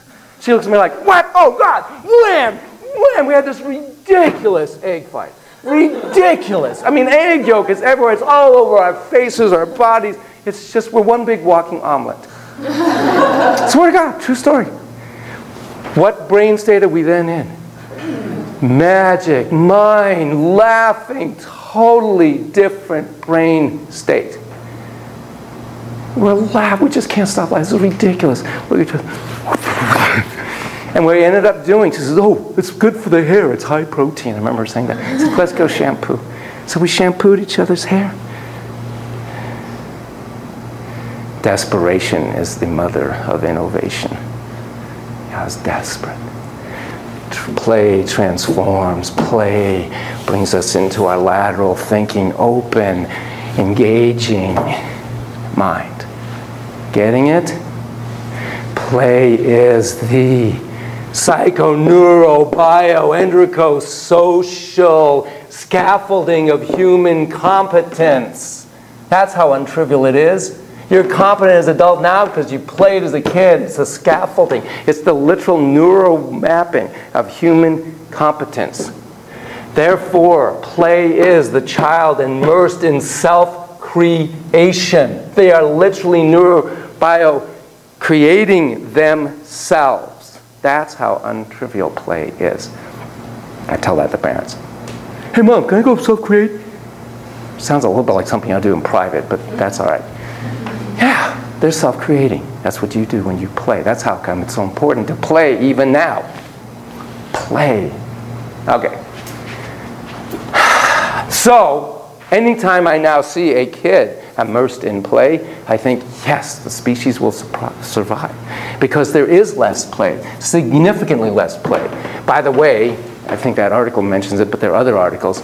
There are some transcultural studies of creativity, and for the first time ever, the scores have actually gone down. Now, a lot of intervening variables, but it is interesting that as we play less, our creativity scores for kids and whatnot, these international studies, it decreases.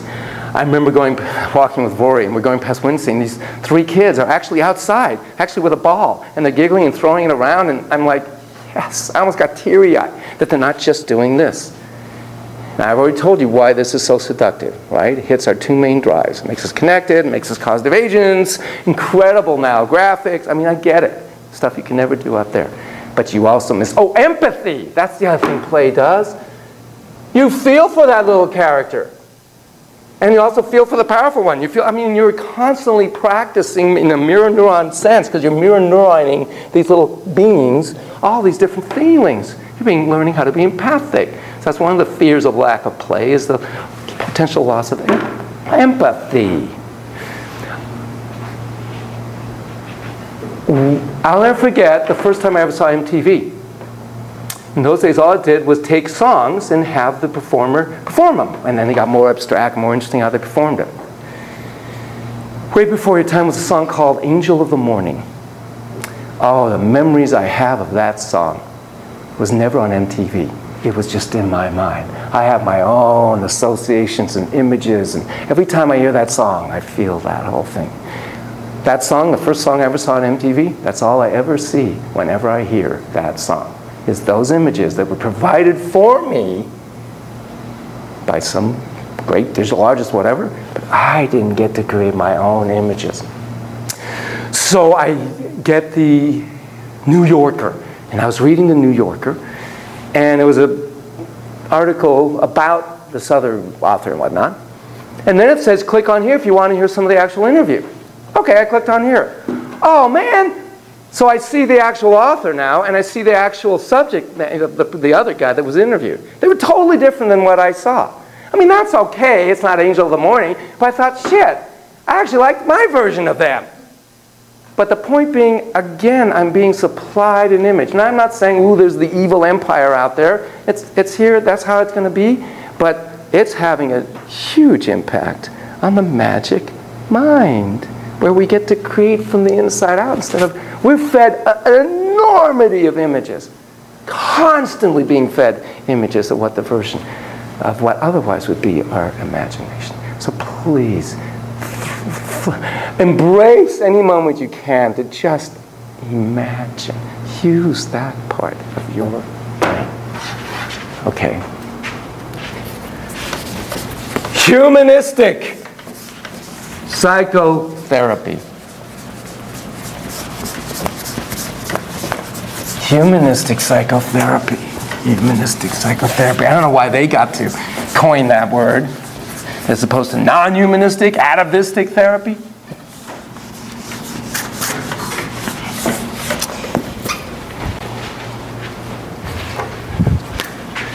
So what is this? No wrong answers. What is it? Come on, it's free, so say it. No wrong answers. Pizza, the moon, balloon, I don't know. Circle. Let's get lexical, concrete. Okay, it is a circle. Well, yeah, it's not a very well done circle in that regard, but that's okay. If we're going to be really prefrontal cortex, it's more or almost an oval, but whatever. Come on, Alex, my man, what is it? Tunnel. A tunnel. Okay, very good. Rock. A rock. Okay. By the way, so it's a tunnel for a second. What are you seeing as you see that tunnel? I just know like the Looney Tunes or like Coyote, and then it's okay. like the kids like a little blister thing. Oh, okay. Tunnel, and then he can go in it or whatever. Yeah, you want okay. Coyote. So if you're in that tunnel, what do you see then? dark. Okay. Black. Okay, there's something in it. What do you see?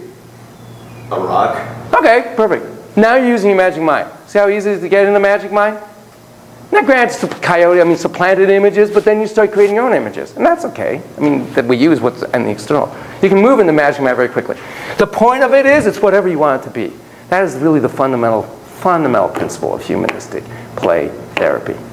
You can think, feel, say anything, do about anything. You're in charge.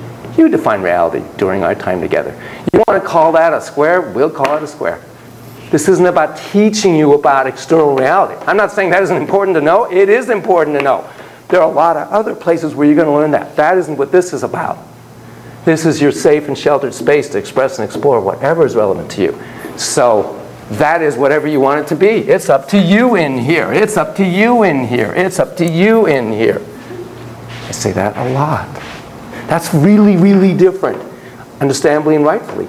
For little pumpkins, ages 2 to 6, God knows, they're in school. They need to be acculturated. They need to sit correctly. And I'm not criticizing that. They do. That article I sent you actually does criticize some of that, but that's okay. This is different. You have a thought or a question? Yeah, this is kind of a weird thought, but do you ever run into the issue of like parents not being okay with, I mean, if you're like initial intake and kind of explaining to them that it's very like child-centered and child-directed, do you ever have parents that don't appreciate that? Well, let me say something over here. Okay. I'm going to be preaching to you for right now a purist view of humanistic therapy so that you know it. That isn't what I do. I do this also. This is the bedrock, so to speak. But it is, for me, a team approach with the parents. I do a relationally based, narrow integrative, skill acquisition model. So I think part of the, well, again, the one like I'm seeing today, that little pumpkin comes once a month, which those two moms are fine with me just being this way. I mean, I have done some skill stuff with them about, because she had these night terrors and whatnot. So we've done that, so they're fine. But you're right, but the parents who aren't, I do a lot of other stuff. I recommend whole brain child, I recommend the Kasdan method. You cannot get more behavioral than that. But at least he's about, it's not about discipline is teaching, it's all that stuff talking about parenting. So I think that takes care of some of that. But there's no question the whole issue about how I'm paying you $150 to play with my kid. I got to explain to them what that is and why that's so important. But we all know those moments when we're in an I-thou relationship and felt connected in that way. Now, they might also get jealous that this kid wants to come here and connecting to this adult. Jay Haley wrote a nice article on defensive play therapy. He's Mr. Family Systems guy. It wasn't about what went on in the office. It was about the impact on the family structure when suddenly the stranger became a draw for the kid. Pardon me, for the kid. So there's a lot of ways of looking at that. And you want to be able to address it. So, it's a good point. We're going to do this grid.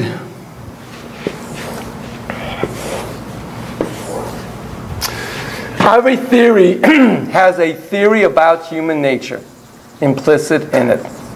And it's kind of fundamental to the whole rest of the theology or philosophy of that theory. Every theory has a theory, obviously, about pathologies, what we mean by that. And every theory has in terms of psychotherapy, has a theory about healing and what heals. And you're going to like some stuff about every theory, and you're going to not so much like some stuff about every theory. So we're going to take these various theories when we come to them and put it through this grill. And by the way, I told you, who's going to write the question for the final for today? Somebody else. Perfect, thank you. Because my question is going to be, we're going to cover humanism, psychoanalytic, just real brief, Jungian. I'm going to be really interested in your theory. What is your theory? And through this grid. So we'll do those four. That'll be my question to you. What's your understanding of the humanistic position about human nature? Why do we do what we do? What drives us? By the way, anybody, you've taken a class in some sort or another? You read Rogers, all that other stuff? Okay. Again, this is going to be like a haiku. Yes? That every person has a good part in their jobs to bring that out of them. Yeah. What's her primary drive? SA in the Freudian model is sex and aggression, right? That's the primary drives. What's SA in the humanistic, or Jaron, Maslow'ian? What's their SA? Self-actualization. That's what it's all about. Self-actualization. Be all that you can be.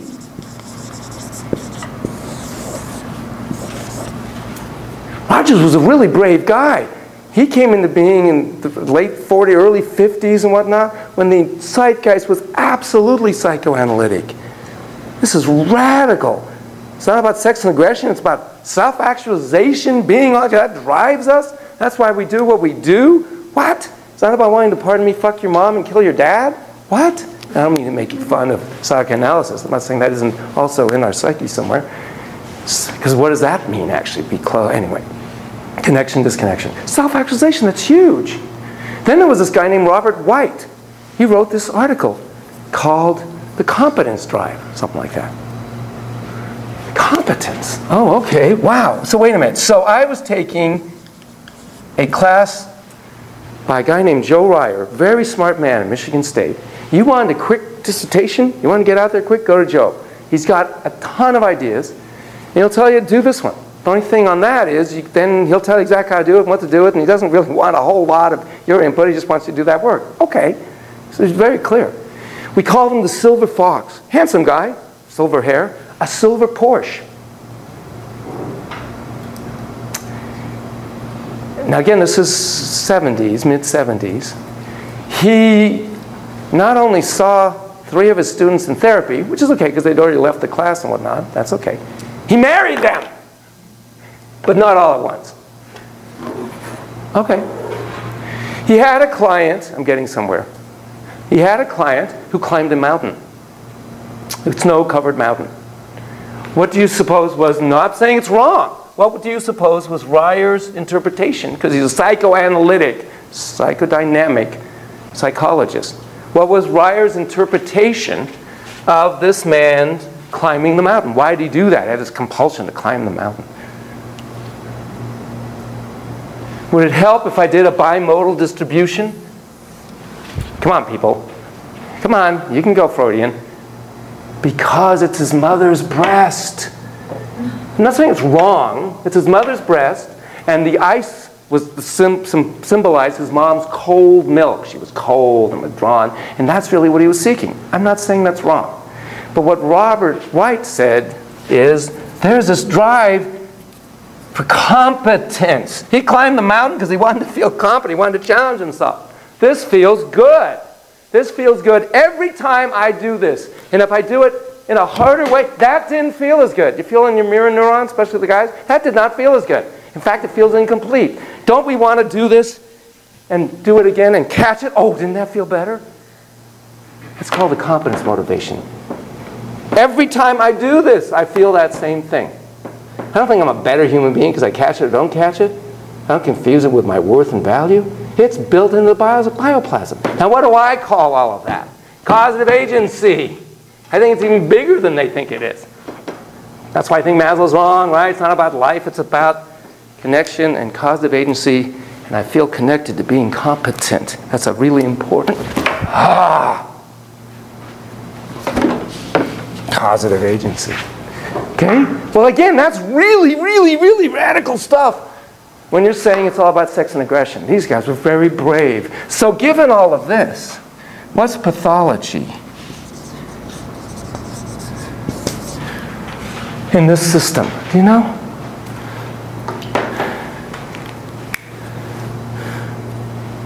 I don't know if you know. It's okay. I guess you don't know. Do you know? You know? Don't know? It's okay if you don't know. So you have all these aspects of yourself. You have all these desires. You are treated at times in ways that say it's not okay to think, feel, say, be as you are. So you disavow these aspects of yourself. And symptomatology is the disavowal of aspects of self. Therefore, you become self-alienated. All right, the whole thing is alienation, self-alienated, if you can't value and validate aspects of yourself. You disavow them. And the disavowed self doesn't go away.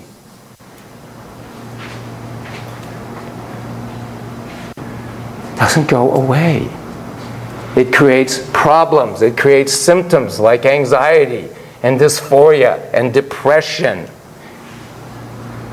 So in this kind of model, what heals, obviously?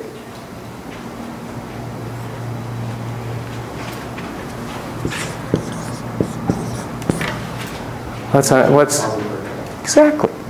Actually, genuine. It's got to be genuine and congruent. Unconditional, positive regard, which is all that we've been talking about since the first day I saw you. Value and validate. Reflexively reflect. Be a psychoanthropologist of the soul. So that the disavowed self can be re-avowed, re-owned in a compassionate way, in a self-compassionate way. So that your wise one, your inner self-compassionate one can go, I understand you want to kill your little brother because you hate having him here. Because you had all that love to yourself and you still believe love is a pie and not the sun.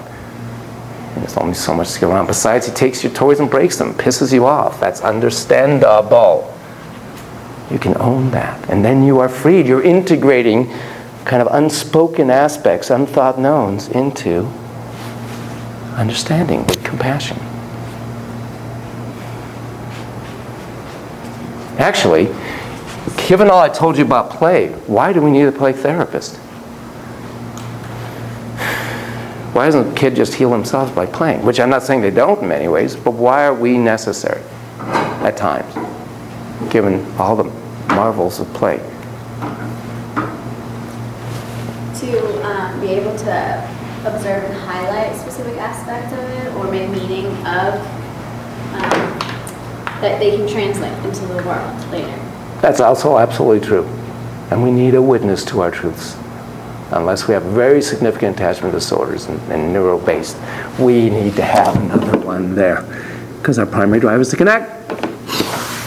We need a witness. And when we get that witness, it's better than Disneyland.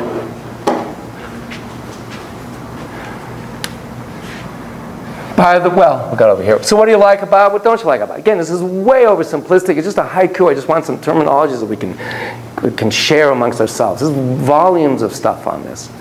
I mean, there's books I refer. I mean, Google. I mean, there's just tons of stuff. I don't need to give you that. You can go read that. What do you like about it? What do you like about humanism? What do you not like about it? It's okay not to like it, by the way. Seems mean. How can you not like such a nice, optimistic? It's optimistic. Do you like that? Yes. What do you want to say? Well, it ties into the article you read about how there's only one person and that's enough to create that. Yes. Yes. Talk about being a guardian therapist. That is their assumption. This is a relationally based model, and it's very optimistic. I mean, just a theory about human nature that really are fundamental. They would never have what is it? Now it's Lord of the Rings. What's the famous book? The Flies. Yeah, that's a psychodynamic book. I'm not saying it's wrong, but that would never be the humanistic version of what, if you had humanity at its core. Now again, that's where that needs fulfillment. But even when we're hungry and starving, we do amazingly good things. Oh my God, talk about human nature. The amount of data about the socio-biological data about goodness.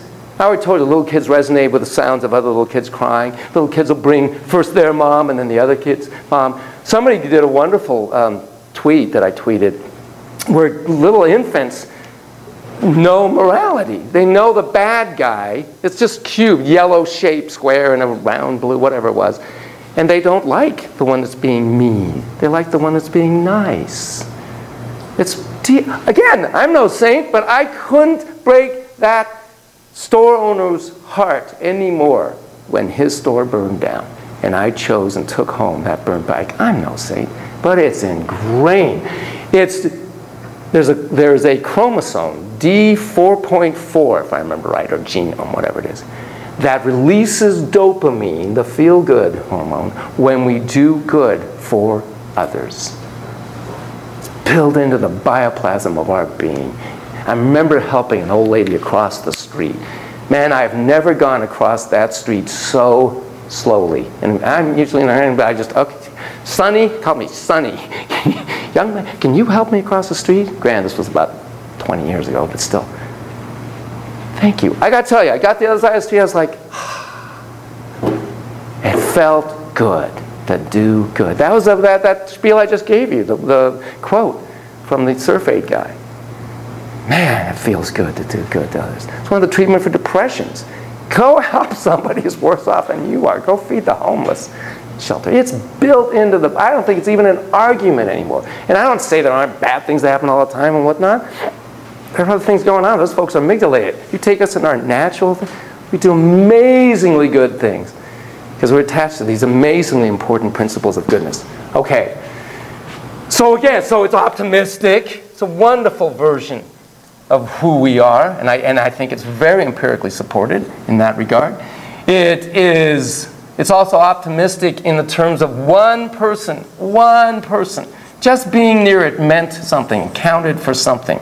You as an individual therapist can make a life-altering change in the moment.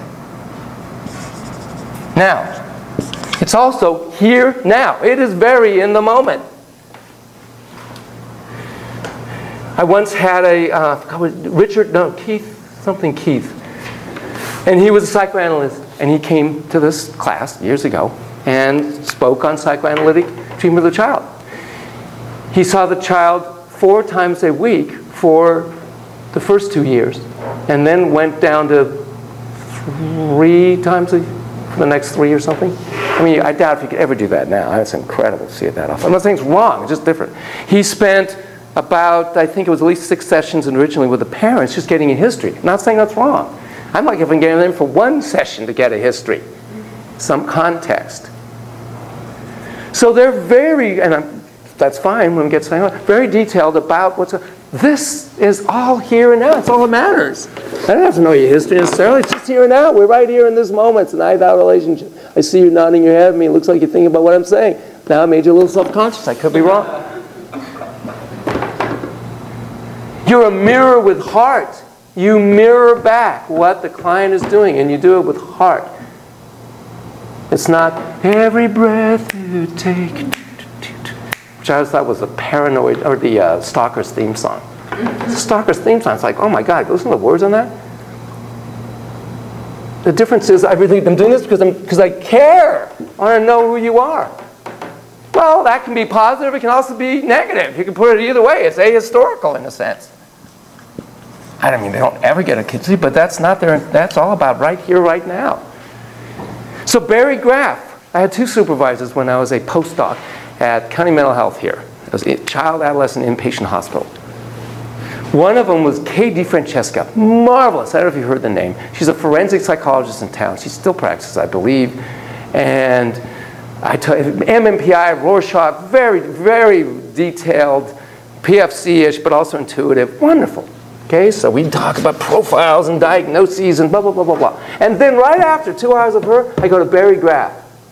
Truly, absolutely humanistic psychotherapist, puro. This guy is a pure, studies with Carl. Carl was still in town in those days. This was a hotbed, by the way. I don't know if you know that, for humanistic psychology. Western Behavioral Science Institute is where Carl Rogers did his work. Oh my God, that's how I'm doing what I'm doing now, because my mom worked for him. Right? Remember, in the way she would talk, implied there was something else going on, and wow, and that it was okay. You can think, wow. Then it became study of the person. So Barry Graff was that. Okay. Whoa! Talk about yin and yang, not right, wrong. Yin and yang. You go from Katie Francesca and all these, 4 9s and all that and that. You know what diagnosis Barry Graff gave every client he saw, young and old. Every client, what do you suppose? And it's okay if you don't get this. What do you suppose? Disorder, adjustment. Human being. That's how I'm going to diagnose you. You're a human being. That's it. I don't think insurance companies are going to reimburse that one. So if you need a therapist that you'll get reimbursed for, it's not going to be me. Unless you have a very broad policy that allows for the diagnosis of human being. And he meant it. He meant it. I've never met really a man who's so pure in his humanism. It was, in a way, strangely odd at first to be around him because the way he related to you, until you realize he's not faking it. This is actually how he is. He is really in the present moment, just with you. Everybody else in the room is just with you. And first it's like, you fake. But it's not. When you realize that's really how he was. That's what really, I don't know, I haven't heard of him in a long time. I don't know if he's still around here. Human being.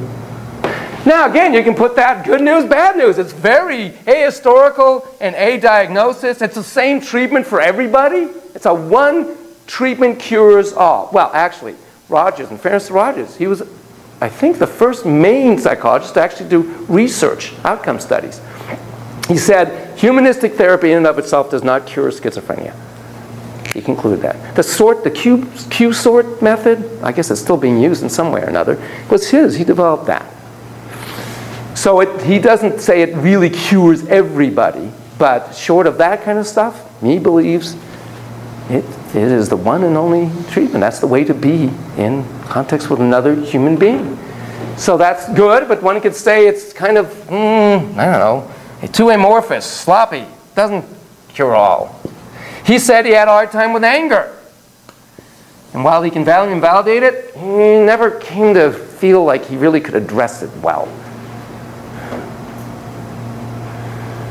He ignores, in some ways, you guys, I'm sure, would be saying, biology. There is neurobiology. And it has a profound impact on folks. And by the way, some folks are not curable. That was a really profound discovery on my part. When I was sitting in your seat, I truly believed, given enough time in the right context, we could heal. We as the field, and perhaps even me as an individual, could cure anybody. Anybody. I do not believe that anymore. I'm so sorry. That's not the case. There are people who are, just like there's cancers that are uncurable. We can have all this technology and all this, and some people are going to die.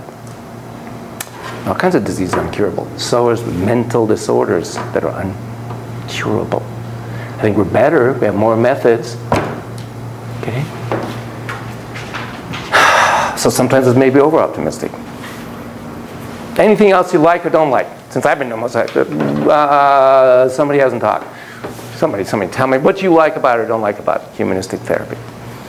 I think it doesn't take into consideration all that much the supportive nature of those around you and kind of how that influences disease and pathology. Okay, very good, nicely put. It's not in that sense system oriented.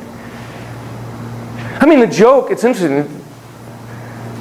I see you looking at me. You look despondent. You look really sad. You look like you're looking at the window, and it looks like there's some longing for some kind of like freedom. I see you getting up from your chair and you're walking towards the window. And I see a certain glint of almost relief as you open the window. I see you now are climbing out I see you're falling down. I see you splatted on the sidewalk. There's some that would say it's reflection ad absurdum. All we do is sit and reflect. A mirror with heart. Sit and reflect. Sit and reflect. Never mind, we're not aware of that. And we're just, come on, is that really enough? And we'll also say that there's a story where Carl had a client that was just totally silent. And Carl reflected, and basically it ended up kind of like Quaker, I guess, where you sit quietly with another human being. Met him on the streets a couple of years later. He eventually stopped therapy. And this guy comes over and says, Carl, it's so nice to see you. It's like, oh my God, the guy talked. He says, I know it must have seemed strange to you. I'm just sitting there silent, and he was a high-powered businessman. I had so many people constantly at me, and this is before text and all this stuff. It was such a wonderful feeling to be with another human being that I could just tell cared about me, and I didn't have to say a word. And there was no expectation. It was such a luxury. I thank you so much for that time. It was really invaluable. Whoa, okay. So on the one hand, really, is that all? On the other hand, wow. Depends on the person. Okay? Okay. Trying to cover so much.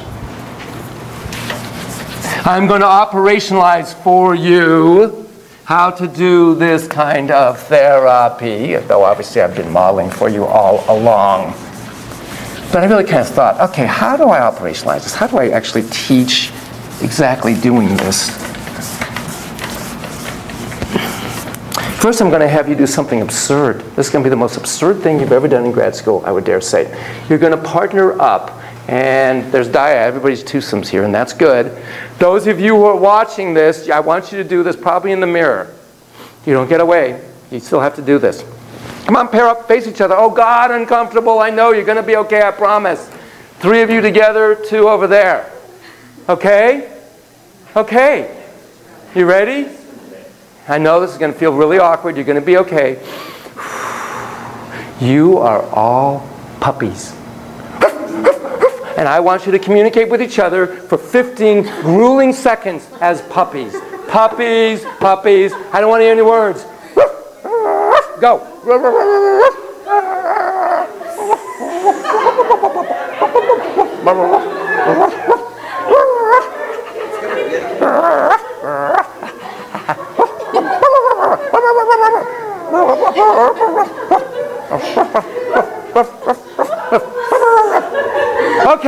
Okay, very good, very good. All right, now. Oh, okay, good. Now, I should have a magic wand. Oh, I used to have a magic wand. I don't know what happened. Ready, ready, ready, ready. Your kitty cats. Meow. 15 seconds. Meow. Meow. Meow. Meow, meow, meow, meow. Meow. Meow. Okay. Okay, very good. Very good. Well, now you're not wanting to come back. See, it's going to get to the point where you're not want to come. One of you is a kitty, the other one's a puppy. This is the last one, it's just 3. One's a puppy, one's a kitty. Decide real quick. And you guys do whatever you want, but somebody's going to be a puppy, somebody's going to be a kitty. Go. Meow. Meow.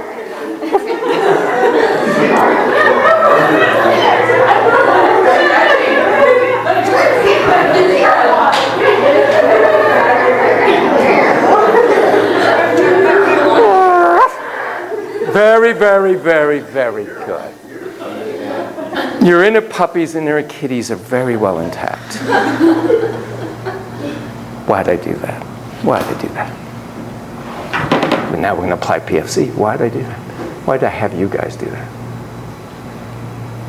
You got in your magic mind. Absolutely, immediately. I mean, Party was thinking, oh my God, but at one moment, somewhere along the way, you were pure puppy.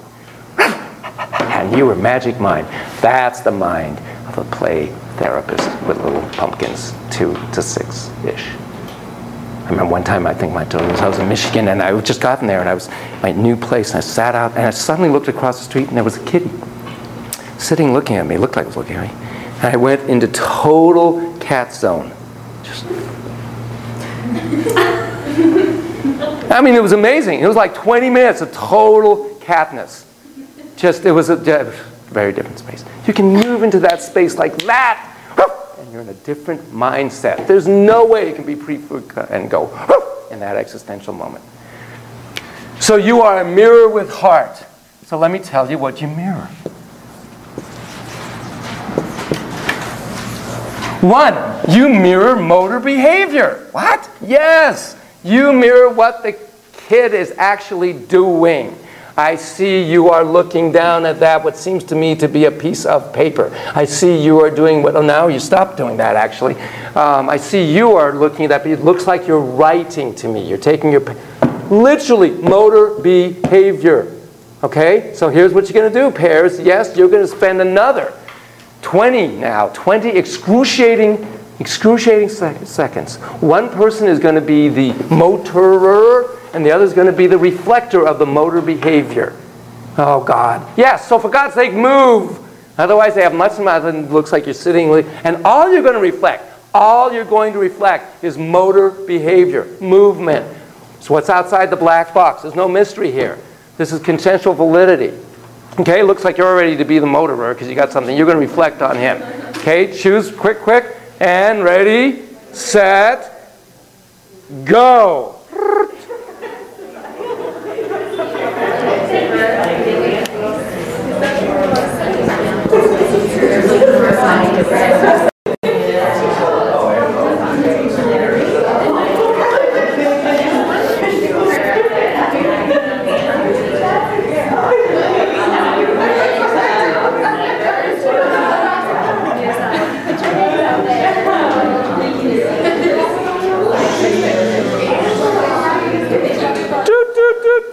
Come back, switch.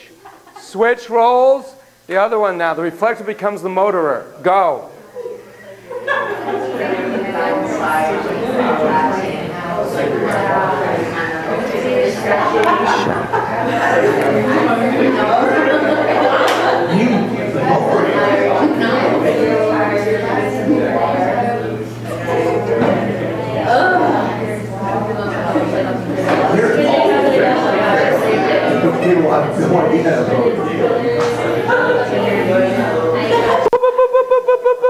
Very good.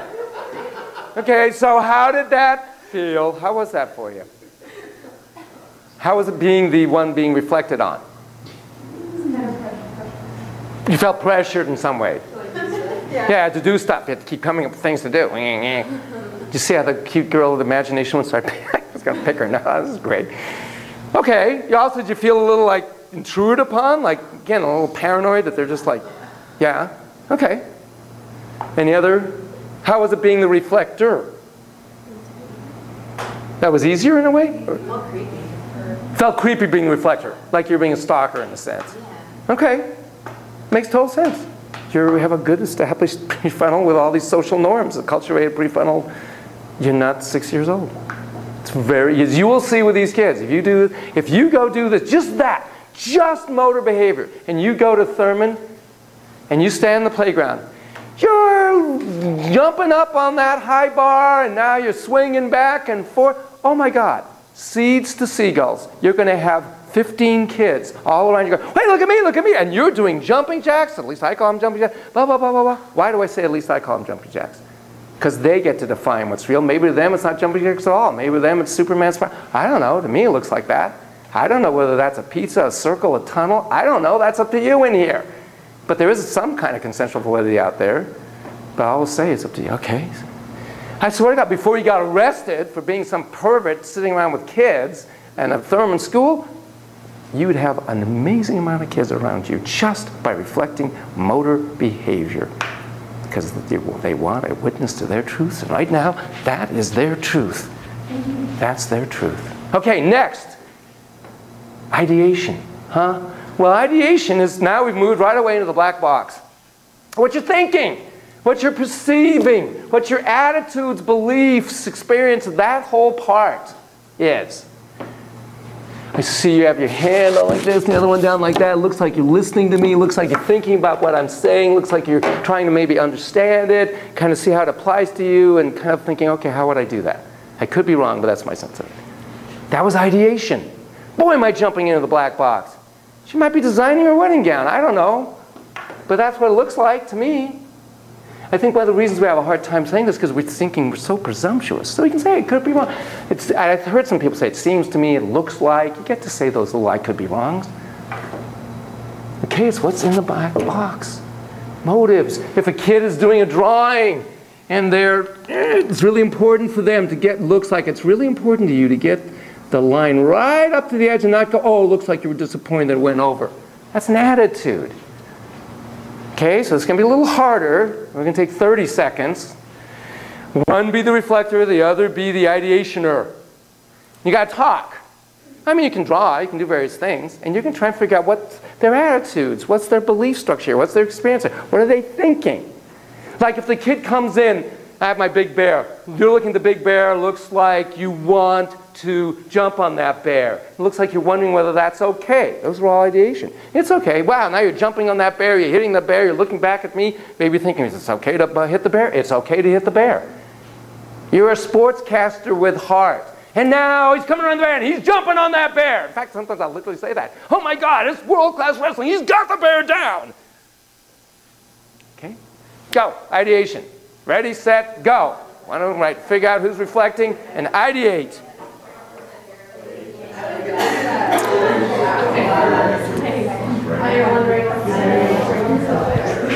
I'm still wondering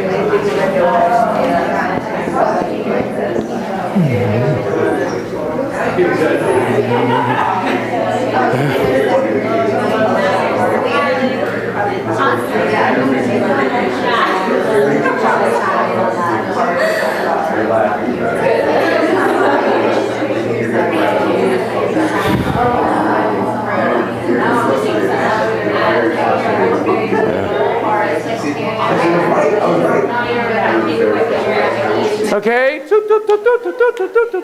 switch, switch, switch, and go. Switch and go.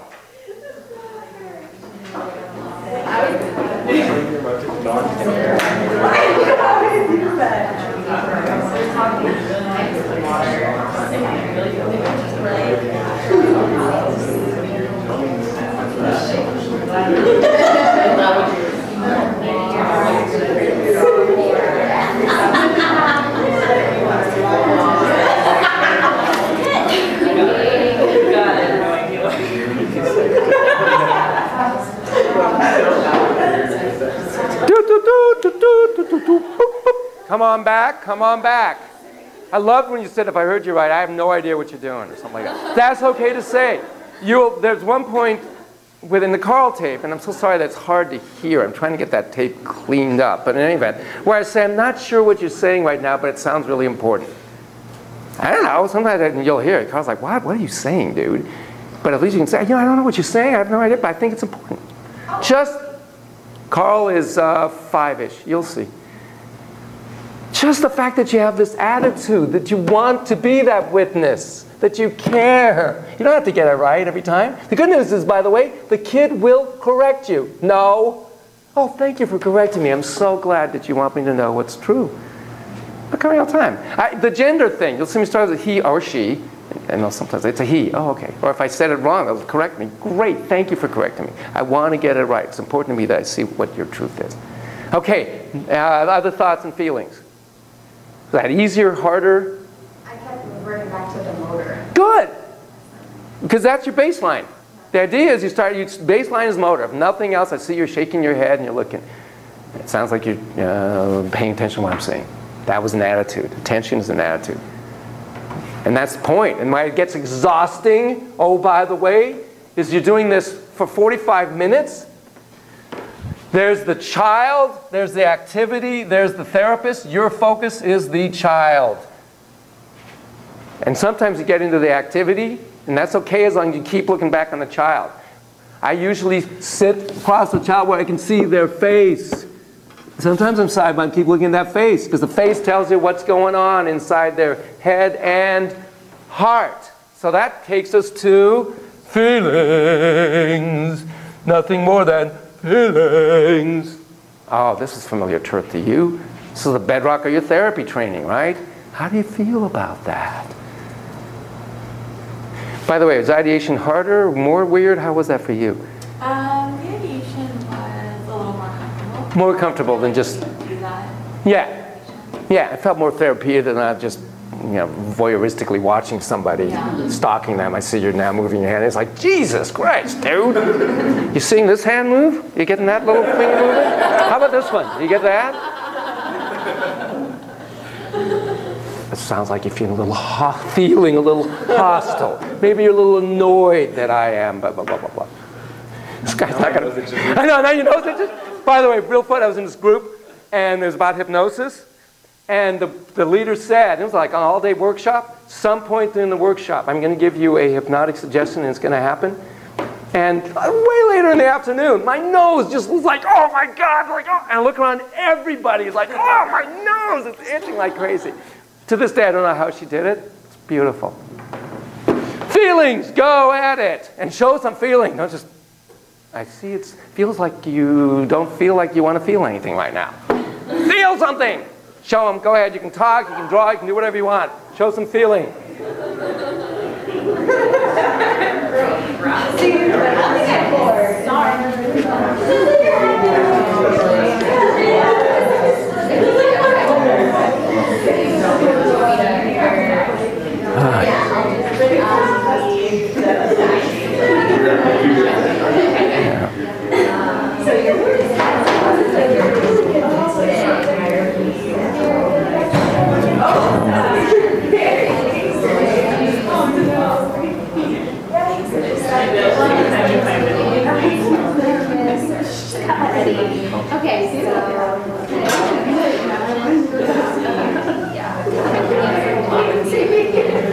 Okay, it's time for, time's so short. Switch, switch, switch. Somebody else. You switch around, be the other, the feelingful one.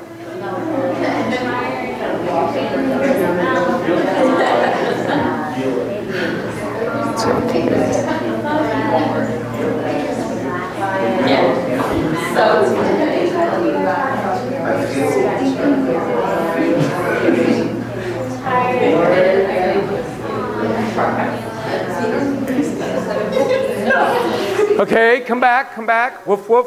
How was that? How was that? Was that easy? No. No. He didn't give you a lot of feelings.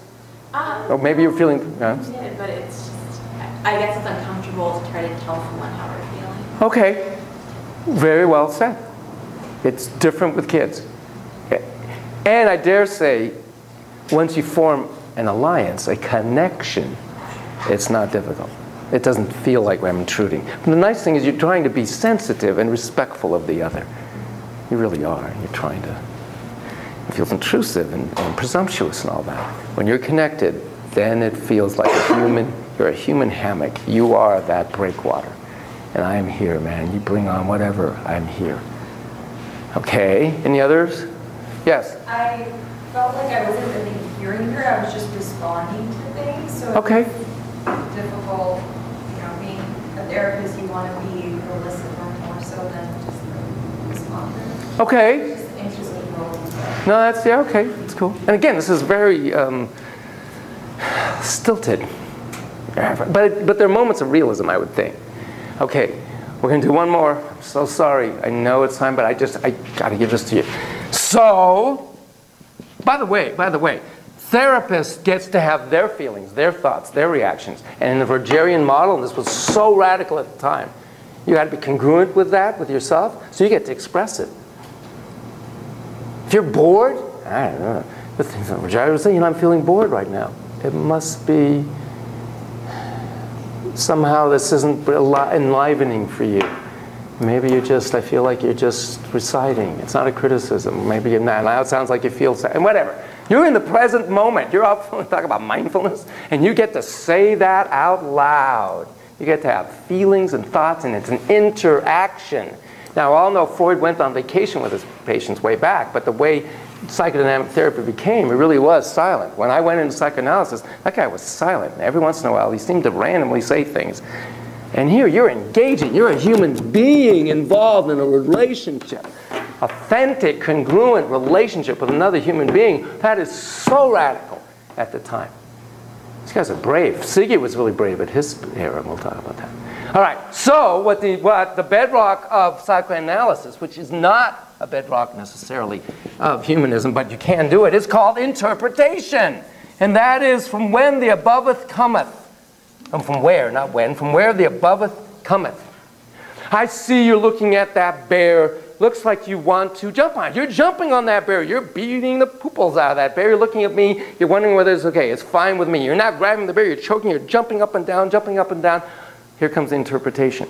I'm wondering if perhaps the bear is like your brother, and you feel like pummeling your brother or your dad. That's an interpretation.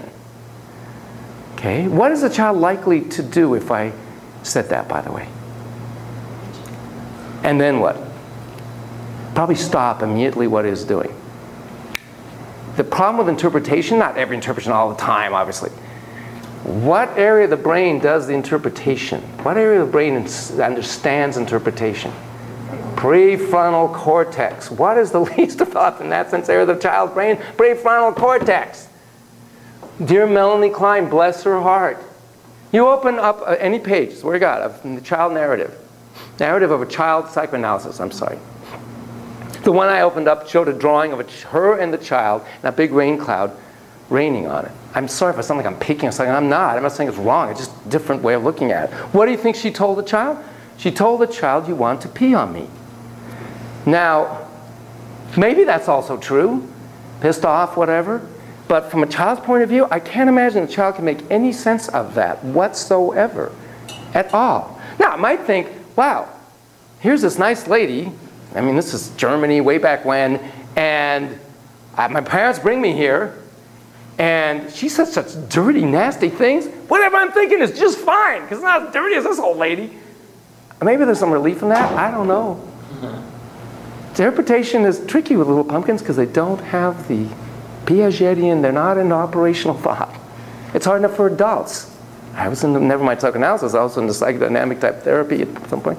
Sometimes I go, I know you're going to say it's my mom, but I don't get it. I mean, I can kind of see the link, doesn't feel it. But nonetheless, interpretation from whence the above cometh, okay? This is hard. Give them a lot of material. Do a drawing, do whatever you want. And the other person interprets something. You can also do motor, you can also do ideation, you can also do feelings. I know you're tired, I know you want to get going, I can see that, it's okay. I've got to get you to do this. One more exercise. So go ahead, let's go. Somebody be the interpreter, somebody be the interpretee, do some things. Oh, you don't have any. Oh, you get to join them. Okay. Ready, set, go. Oh yeah, well, we're partnering with her. That's right, well done. Well done. Thank you, Heather. Go ahead. We're not going to get to that.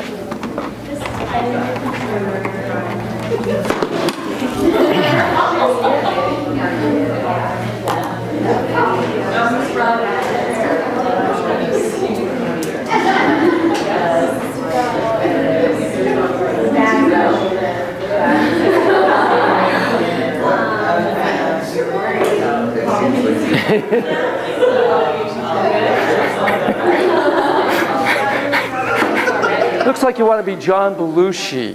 Yeah. Okay. Switch roles, switch roles, switch roles.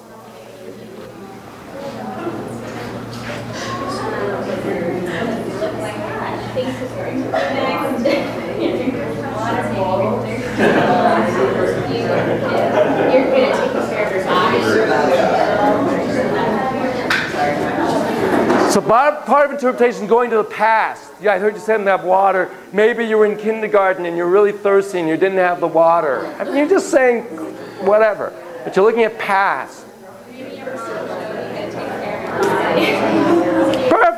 Perfect. Just you go to moms and dads and early stuff and brothers.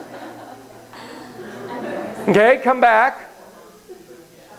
So how was that? How was that? You'll be our guide for the moment. I'll go to you because you bravely made that first comment. Giving the interpretation or receiving? Either one, actually. How was receiving? Might as well start with receiving. Receiving felt intrusive. Okay. It's like, oh, you don't know me. Don't do that. Okay, very good. Giving was, I just felt like I was kind of throwing darts at the dartboard. So okay. Okay. Somebody else? Was it more difficult? I think it was the most difficult for me because it felt like, because I was trying to make an interpretation of the past, it felt far-fetched. Like I wasn't sure. And yeah. It is the most of the dark black box here. And it's the most liable for projection, countertransference, putting our own onto the kids. Now, the interpretation part seems a little easier. Is it sort of like what you would be doing in a therapy setting? Like sort of like trying to make connections between behaviors, actions, thoughts, feelings, and a context, past, present, whatever. You can certainly make present Maybe you're mad at me. In fact, you'll hear me say to Carl, maybe it sounds like you're mad at me. You don't like me setting limits. So interpretations. Now, analysts will say anything's interpretation. I see you look at me, that's an interpretation. Humanists do the above three, and pretty much that's it, and then give some actual real interpretation in the traditional sense of that term, but very rarely. They will do just the above three day in and day out. What is it you don't do? What is it you don't do? What is it that hopefully you didn't do? Ask questions. Correct. You are a mirror with hearts. Mirrors don't ask questions. Theoretically, the only appropriate time to ask a question is if the kid asks you to ask a question. Would you please ask me a question? In which case, what question would be the appropriate question to ask? Exactly. What question would you like me to ask? That's up to you in here. And you've fulfilled both requirements. You've asked the question, and you've kept the power in there. Why do we not ask questions in this modality? Why? Because they're in their magic mind and how they answer it. On the nose. You've just switched brain states. They're in their magic mind. Please, if you read again, Whole Brain Child, he's all about asking questions. I'm not saying it's bad. Within this context, I'm going to join you. I'm going to reflect where you're at. Now, there are times when I want to know what role I'm to play. I'll say, wait, am I a good doctor or a bad doctor? And I'll literally do this like I'm off camera now, I'm off screen, and now I'm back in the role. Or whatever it is. If you've ever played with somebody, they're playing along. And if they suddenly say to you, what key are you in? I'm in A. Oh, that was really cool. How'd you do? It'll drive you crazy. Can we just zoop, and can we just play music? Or dancing, or any of those beings in the moments, it takes you away from the moment. It's a little bit like the cell phone just pinged when we're having this deep discussion, and now you're going to look at the cell phone. You're asking me to look at the cell phone. Okay? Go practice, practice, practice this. Practice this with your, you know what's great to practice this with? Your pet. They'll be so happy. I see you looking at me. It looks like you really want to take a walk. You're so excited. And blah, blah. Practice with your pets, okay? Practice with your loved ones. They'll drive crazy, but do it for 3 minutes. And I'll see you next week. I'm so sorry. I was going to play. I was so excited to be playing with you. You said we were going to play. I know. And we just didn't have time. But we will get to play next week about that stuff. And then we'll see the call tape and go have, as always, a playful week. I'll see you later. Reflect. Remember to reflect. Motor. I see you're happy. I see you're happy that you're now leaving. Bye-bye.